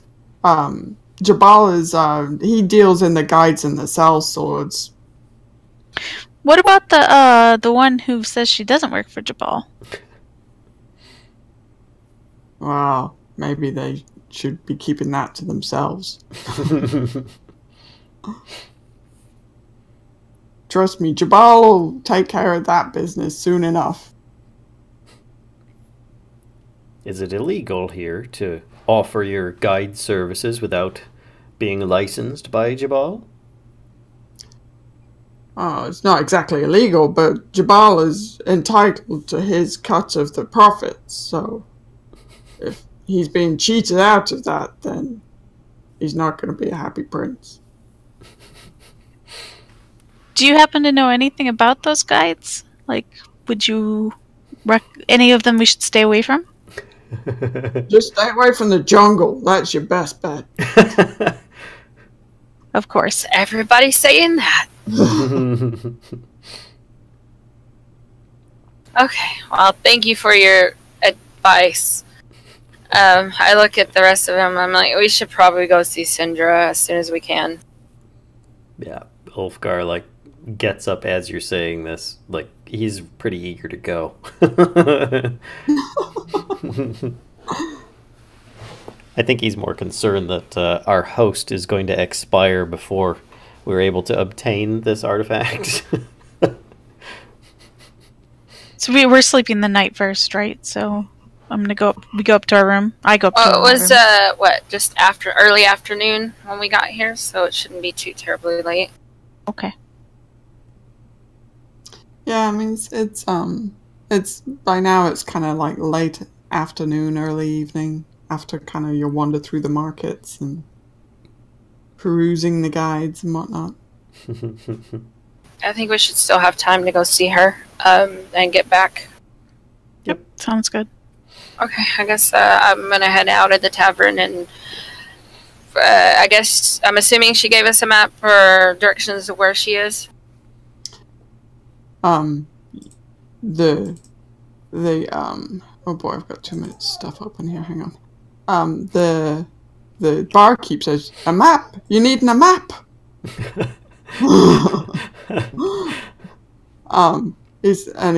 He hands you kind of actually a very detailed map and says, "You're welcome." Thank you.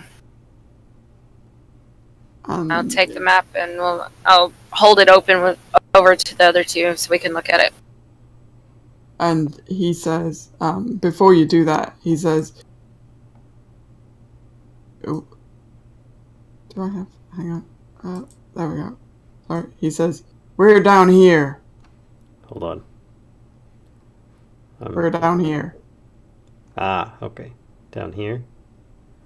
Yep. Okay. Down here.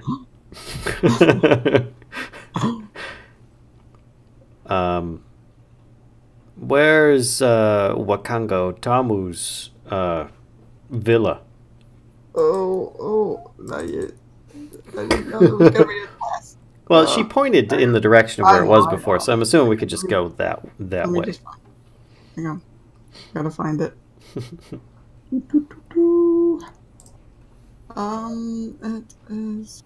Oh, there we go.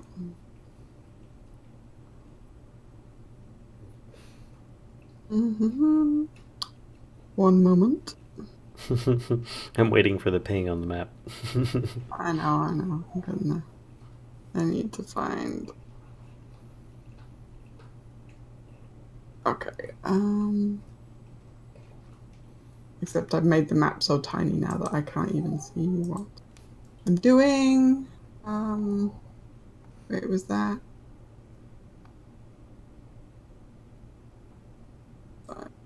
Who they are? These are the prince's villas over here.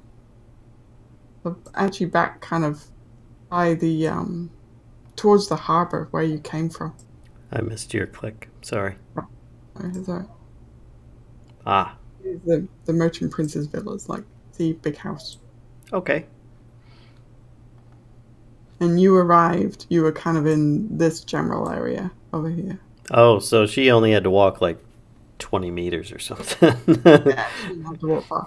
And this is the big market that you walked past. Okay. The kind of the one that's a little bit more like luxury items, kind of touristy stuff. I feel like we're in Hawaii or something. This is really weird. It's brochures for adventures and stuff. And Hey, if you don't want the map, I'll take it back. The tavern keeps.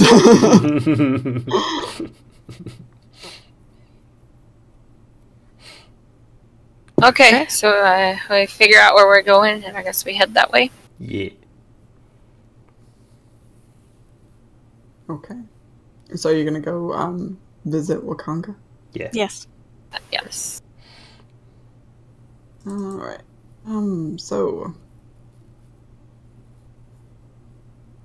So you head back up past the market, and actually the smells from the market now are absolutely delicious. You can smell all kinds of food cooking now. It's kind of like evening is approaching, and people are out, looking for kind of supper and whatnot.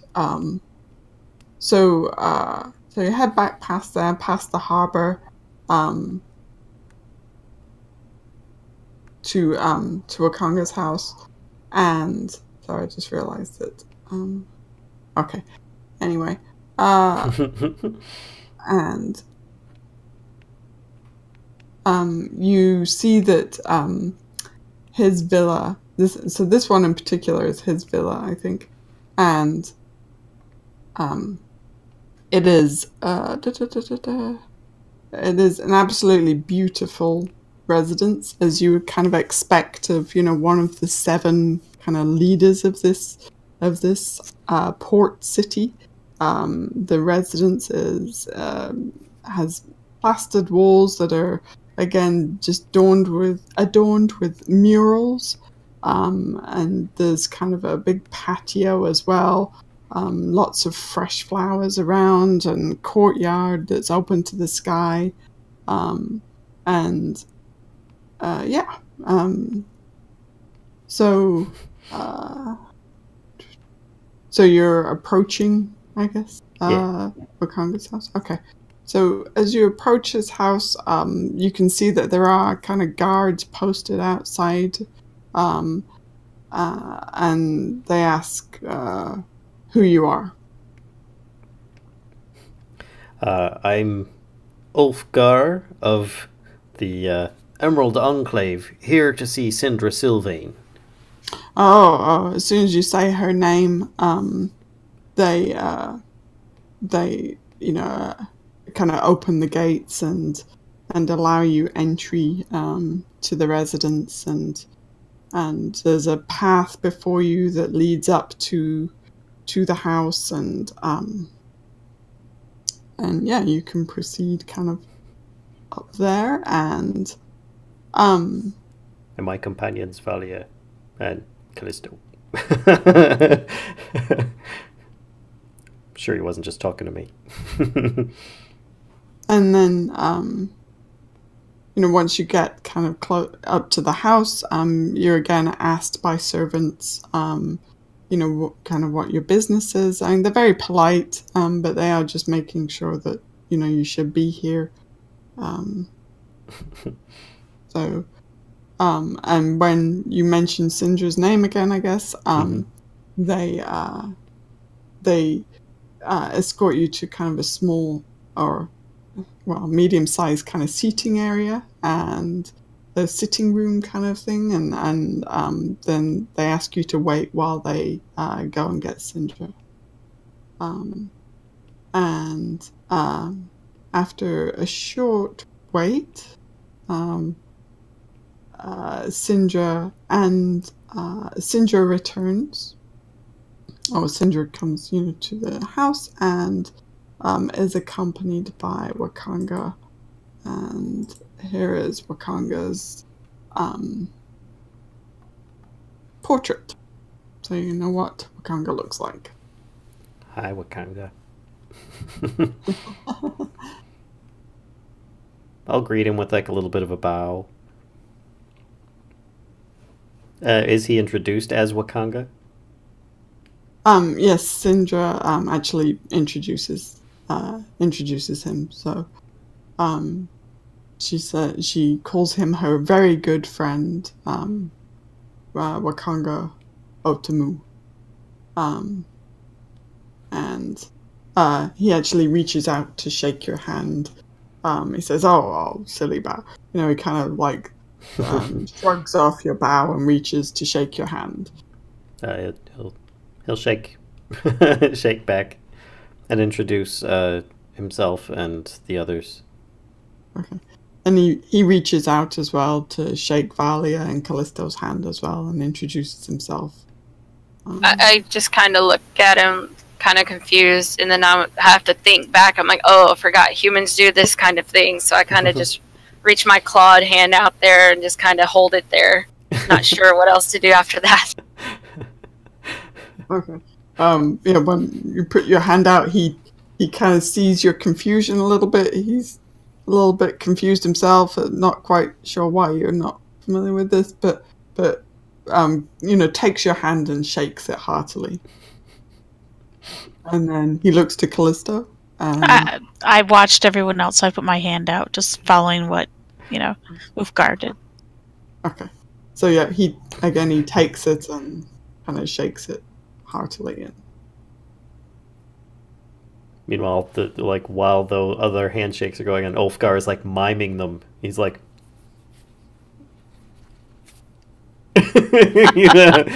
trying to encourage the others. Okay.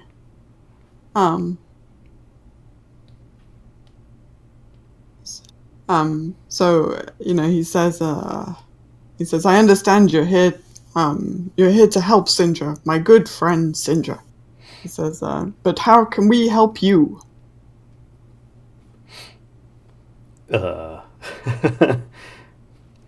Well, currently we've a lack of information. I represent the Emerald Enclave, and we've been asked by Syndra to help recover an artifact we know very little about, except its effect it may be having on a certain number of the populace, Syndra included. And we are summoned to this far land in search of it, but we're not exactly familiar with the land, though Valia here is well versed in cartography. She may not know this terrain specifically already. He says, oh, few people do. And that's what we've come to know.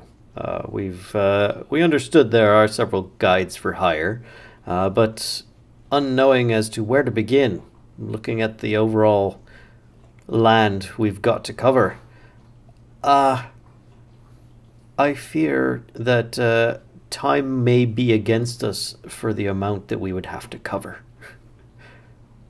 And he gestures to the seats in the sitting room, and he is gesturing to you to sit down and have a seat, and he says, a very wise move getting a guide. He says, few would fare in the jungle, few would return without a guide. The mapped area is so minimal. He says, you'll need somebody who's been in the jungle before to help you find your way. He says, I have heard of this death curse, and my heart is broken to see that Syndra is a victim of this. He says, but there is little that I know about how this curse came to be or what is responsible for it. He says, you're already taking your next best step. Getting a guide and going into the jungle to seek the knowledge of where to find this artifact. Do we have a starting point? Hang on 1 second. Let me see if he would. Or perhaps an end would be best. Nobody knows the end. Let's see what he would recommend for starting point.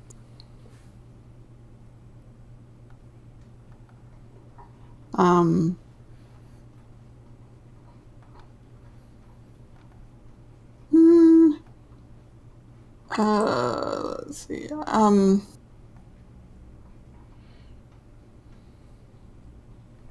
he says, Camp Righteous is probably the deepest that most have been into the jungle.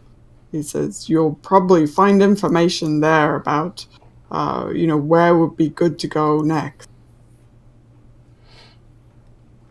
He says, but really, I'm not the right person to give you guidance on where to proceed with this. He says, I know very little about the artifact that you're looking for. In fact, I know nothing about the artifact that you're looking for. Is there anyone in the city that does? He says... Oh. He says you might try talking to... hang on. Let me get this info...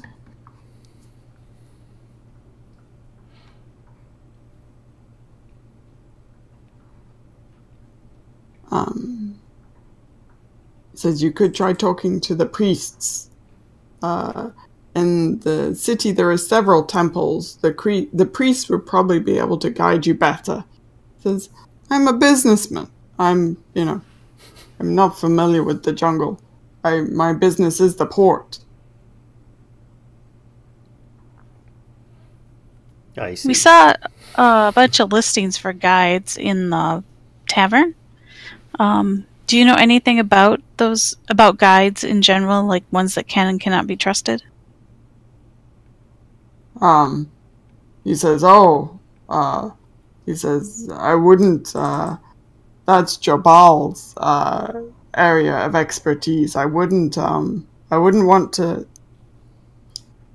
start advising people on that, section of city business. That's, he says, that's more than, my life's worth, is to insult a fellow, merchant prince. It would be a big mistake on my part. Okay, thank you. Is Syndra there with Wakanga? Mm-hmm. So I guess I'd say, well then, Syndra, would you be willing to pay for a guide for us? She chuckles, actually. She says, I was beginning to think you didn't want to be paid for this expedition. Well, it's all for the glory of the Enclave.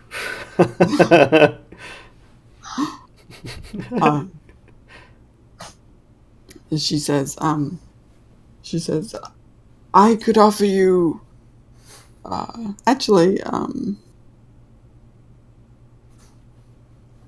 make a persuasion check, Ulfgar. I?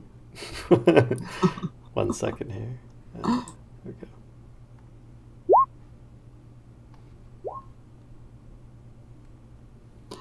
Okay. She says, I could offer you 50 gold each. To go into the jungle that everybody's telling us to not go into, and we're having to get a guide, provisions to some place I think it has to be a little more than that. Yeah, that would just cover the guide. I think what they're saying is that they'd be happy if you could just pay our way. A guide would be good, and our food.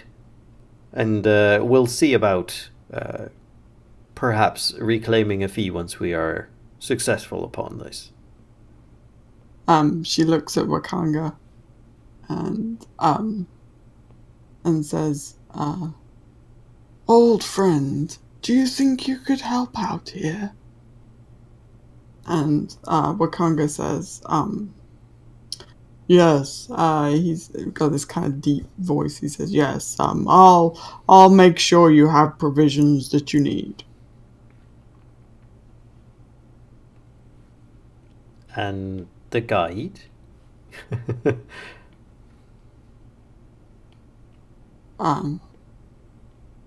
So most of the guides are asking for 30 days up front at 5 gold a day. Yeah. Can we have 150 gold? Well, I mean, that is what she's offering. Yes, but that's our fee, right? So we pay all our fee to get the guide. I look at her and, right in her, masked eyes there. I'm trying to persuade her. I'm explaining to her, it seems so far time is of the essence. You're pretty desperate for this artifact to save you and others that are like you in this condition. So with that being said, not only are you, we kind of, we're also risking our lives for you, as well as trying to help the Enclave, of course. I kind of look at Ulfgar, and, Ulfgar has this blank look on his face, like, if we're having to pay out of our pocket for for our time and the guide, it's kind of not worth it when everybody's telling us not to go into this jungle because a lot of people don't come back out. I hope you understand.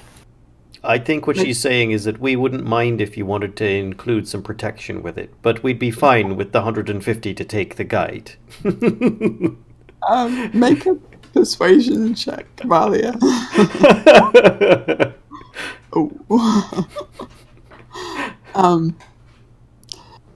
She says, "Why don't you select a guide and I will talk to them?"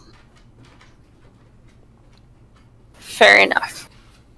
I just kind of side glance at Ulfgar and kind of walk off a little bit. Every time I make suggestions, he kind of sideswipes me. Yep. I was waiting for this too. Somebody's getting eaten. Yeah. So he's like, top of the menu, Ulfgar. that sounds reasonable. So if we speak with a guide, when shall we gather our resources from Wakanga here? Wakanga says, I'll accompany you to the market and we can gather them together. Right. That's fine. Perhaps we could meet you there in a few minutes while we go and recruit a guide. And we can set out first thing in the morning.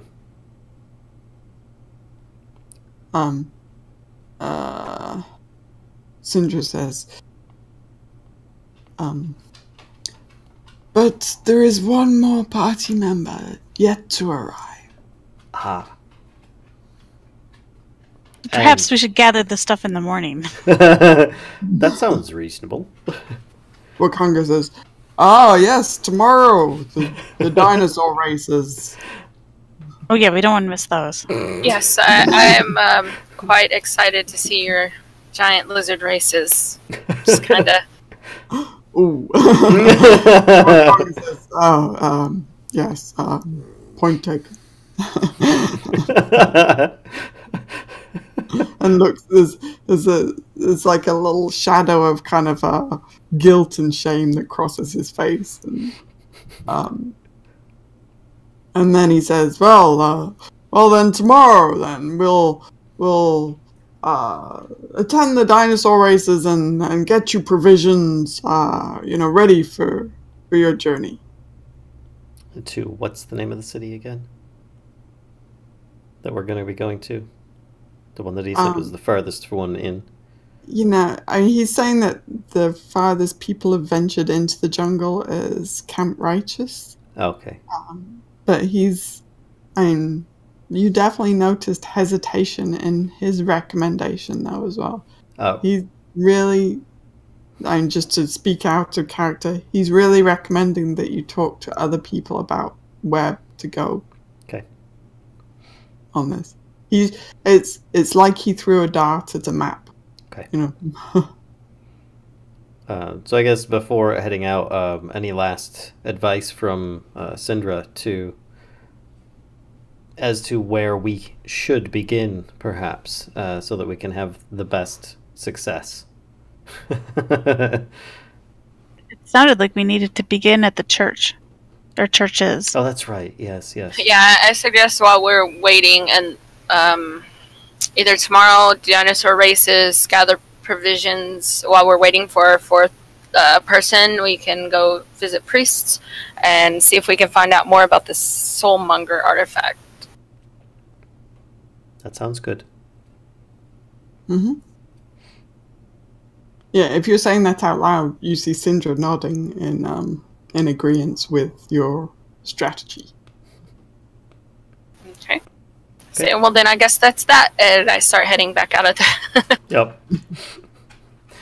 And then I turn around and say, oh, by the way, thank you very much for your hospitality. And I kind of, a little awkwardly, and kind of walk off. Ulfgar kind of like does like a half bow, shakes Wakanga's hand real hurriedly, and then kind of takes off after her. Okay. I just turn around and follow. Kind of motioning for Callisto to come along too. He'll what? Wakanga kind of chuckle behind you. He's kind of amused by your the social skills of the group. Band of misfits. Yeah. So Ulfgar tries to catch up to Valia, and he's like, if you're trying to build relations, you don't want to just start demanding cash up front. Besides, it's best to have the reward in hand and ask then how much they're willing to pay you for it. Well, from my studies of the humankind, this is what I've always heard. They ask for payments, they ask for things, and then they get what they want, and then they go and do what they're supposed to do. Aye, but is that not how that works? Yeah, it does with a lot, but if you're part of the Enclave, then you've got to work on your negotiations. Diplomatize. My father always used to say. Oh boy.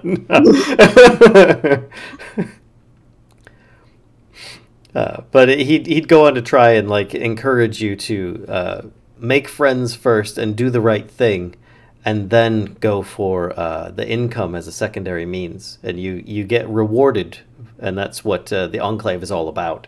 Is that even if you don't get paid by the people that you help, the Enclave will compensate you.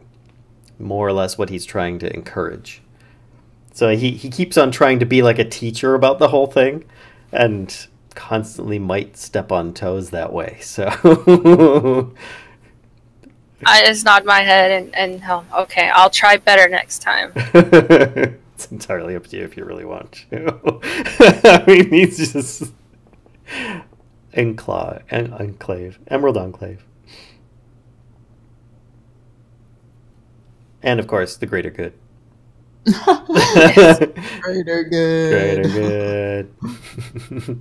So, are we heading to now back to the inn, I guess? How late is it now? So yeah, it's probably approaching like 7, 8 in the evening. Okay, then yeah, I think we should probably head back to the inn and yeah, that's bedtime. Yeah, just kind of have some supper and turn in for the night after, enjoying some of whatever is the merriment that is going on around town, if not in the tavern. So while you're heading back to the inn, you're kind of walking down between the market stalls and between the buildings, and a man kind of stumbles up to you, and I'm trying to think. Hang on one sec for me. He stumbles up to you and grabs Valia by the arms and says, "Big beefy arms." "Speak to the wise guardian of Orlunga, west of Mbala. She can direct you to that which you seek." And then he actually collapses, like right in the street. I quick check to make sure if he's okay or if he passed out, or I just want to check to see if he's injured. He's unconscious. Seriously? Yep. I would like to cast Healing Word on him. Okay. I just look at him like, excuse me? I just like look at him on the floor. I was like, is this normal for, humans to do? No, he seems to be a bit injured at the very least. And you see the rest of the people on the street are kind of walking by like, what the? They're a bit like startled, but they kind of just keep moving. They're not really stopping. You said speak to, what was her name? Angalia? Here's what he said. Speak to the wise guardian of Oralunga, west of Mbala.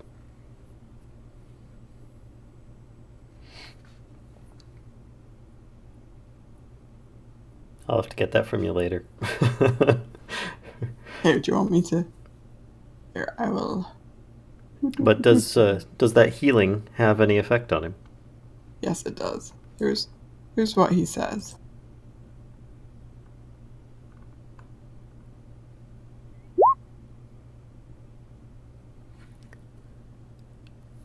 I'm gonna yes. I'm gonna try clicking on the spell to see if it actually does a heal. Yay, it does. Okay. No, it didn't. I could always do a 1d4 if you need it, but I have healing word as well. I could always try. So he awakens, and kind of clasps your hand, Ulfgar, and says, "Oh, thank you," and is and still kind of laying in the street. I'd pretty much be cradling his. Looks like we lost Monkey there for a second. I'd be cradling him, kind of putting his head on my hand and stuff, and my other hand on his chest, and just say, "It's all right. It's all right. What? How did you get in this state? What's the matter?" He says he's looking around at the streets and at the buildings, and he starts kind of clambering up to his feet, and he says, how did I get here? And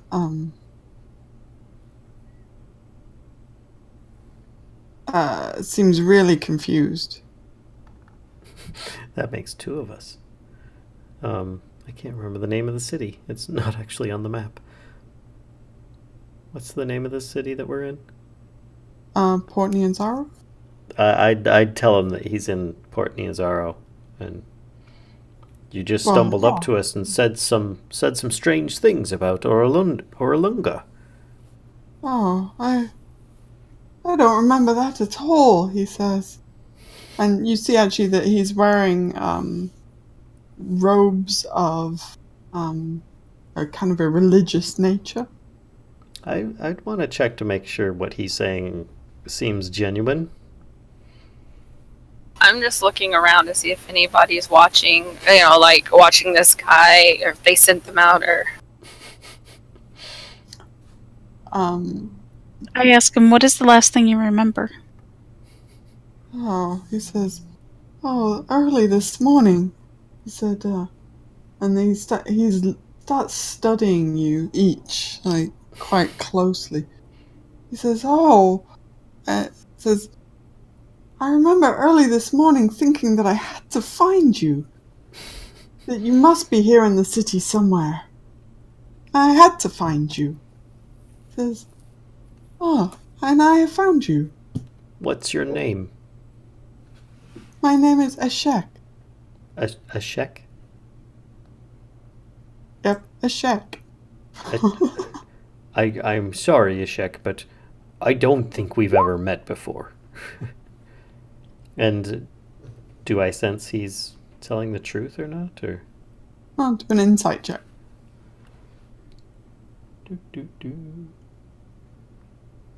Where is it? Hold on. There it is. Ooh. From what you can tell, he seems to be very honest. Okay. I'll do one. I'll do an insight to see. I would like to as well. Yeah. I think, Lissa, you're more worried that somebody else put him up to it than he did. Yeah. I'm like super paranoid now. Like, Callisto, he seems to be actually very honest. Like he is confused about how he got here, but he's being very honest about his memory from this morning. Do you think you were possessed by something? Says I have no idea. It's like I must get back to the temple. I think they can help me there. I need to get back to the temple. Where's this Perhaps temple? we should help him there. Yeah. yeah, let us escort you there. We're probably going to need to go there tomorrow anyway, so we might as well just, if you're going, we'll go with you. Okay. Can you walk? Oh, he says, I think with a little help. Yes. I'll help him up. I just kind of look and I just kind of scoot the dwarf aside and pick him up.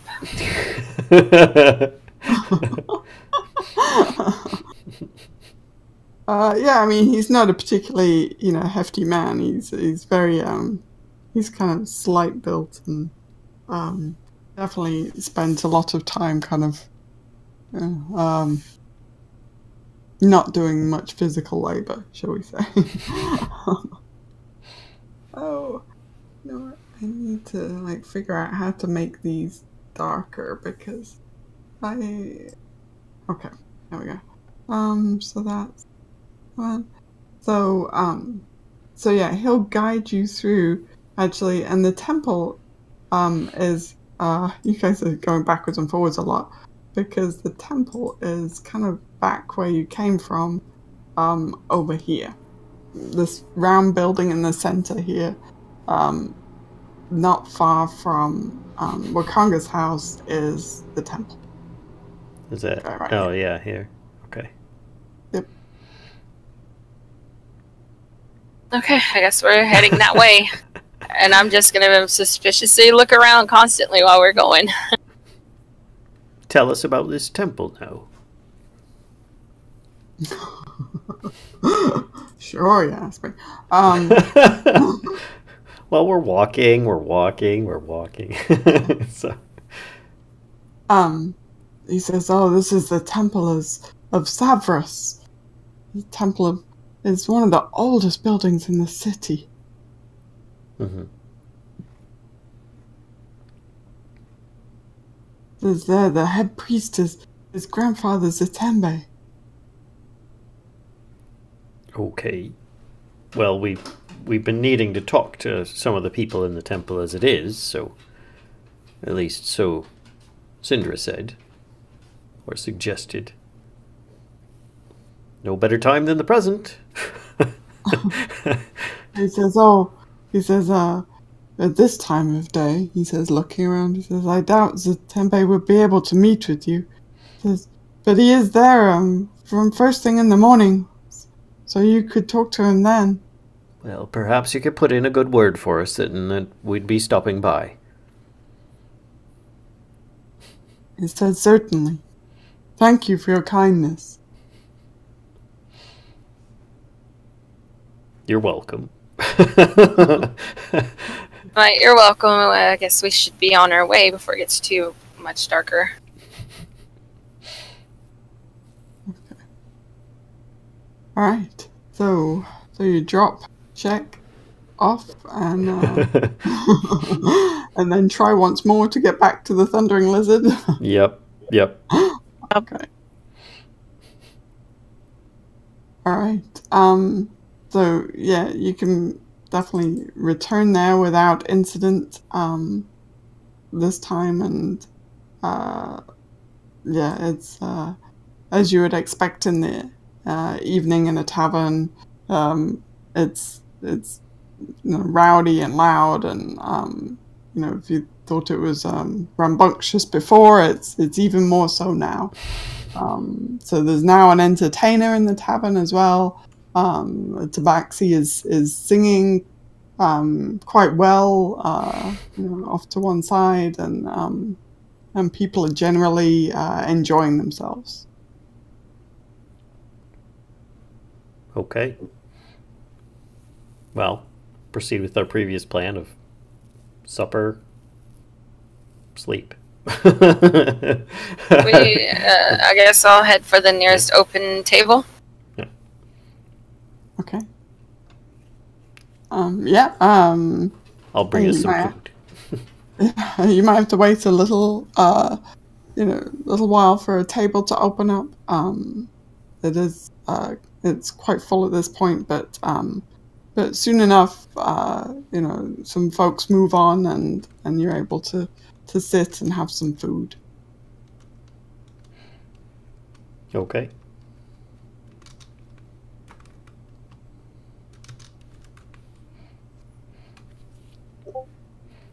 So I pretty much just kind of, I guess I'll just wait for the food. I'll bring it to the table. I'll press the digitation, a little extra flavor into it for everybody. They're probably used to me doing that, actually. So. Okay. And yeah, I think this might actually be a decent stopping point for today's session, if that's all right with you guys. Mm-hmm. Yeah. Hopefully we can pick up the fourth party member for when you head out to chat with Grandfather Zatembe and go shopping with Wakanga in the morning. And don't forget the dinosaur races. So we've got shopping at the mall. We've got to pick up the kids. We're going to the horse races. We've got a full day tomorrow. Yes. Indeed. All right. Thanks everybody for coming out tonight. I hope you enjoyed. We plan on doing this every couple weeks. Next one should be, 2 weeks from now, if all goes well? We'll announce to make extra sure of the timeline, but that's what we're aiming for, is that we're going to be playing every couple weeks. And that we'll be doing it here on YouTube and Twitch, dual streaming, provided that there's no issues. And I'll fix a little bit more of the little issues people might see with... I don't know if the people in the stream noticed, but I didn't load in the proper thing, so everybody's stats are all 18. That's not true. So I tried updating it, but then I realized I didn't save it. So yeah, or I didn't save a new copy. So, oops. Anywho, we should have a new member next week, and all should be good. Anything else you guys want to say before we go? Nope, I think that's it. Thanks for coming out and seeing us. Yay. All right. All right. Thanks, everybody. And we'll see you next time. Bye. Bye. Bye.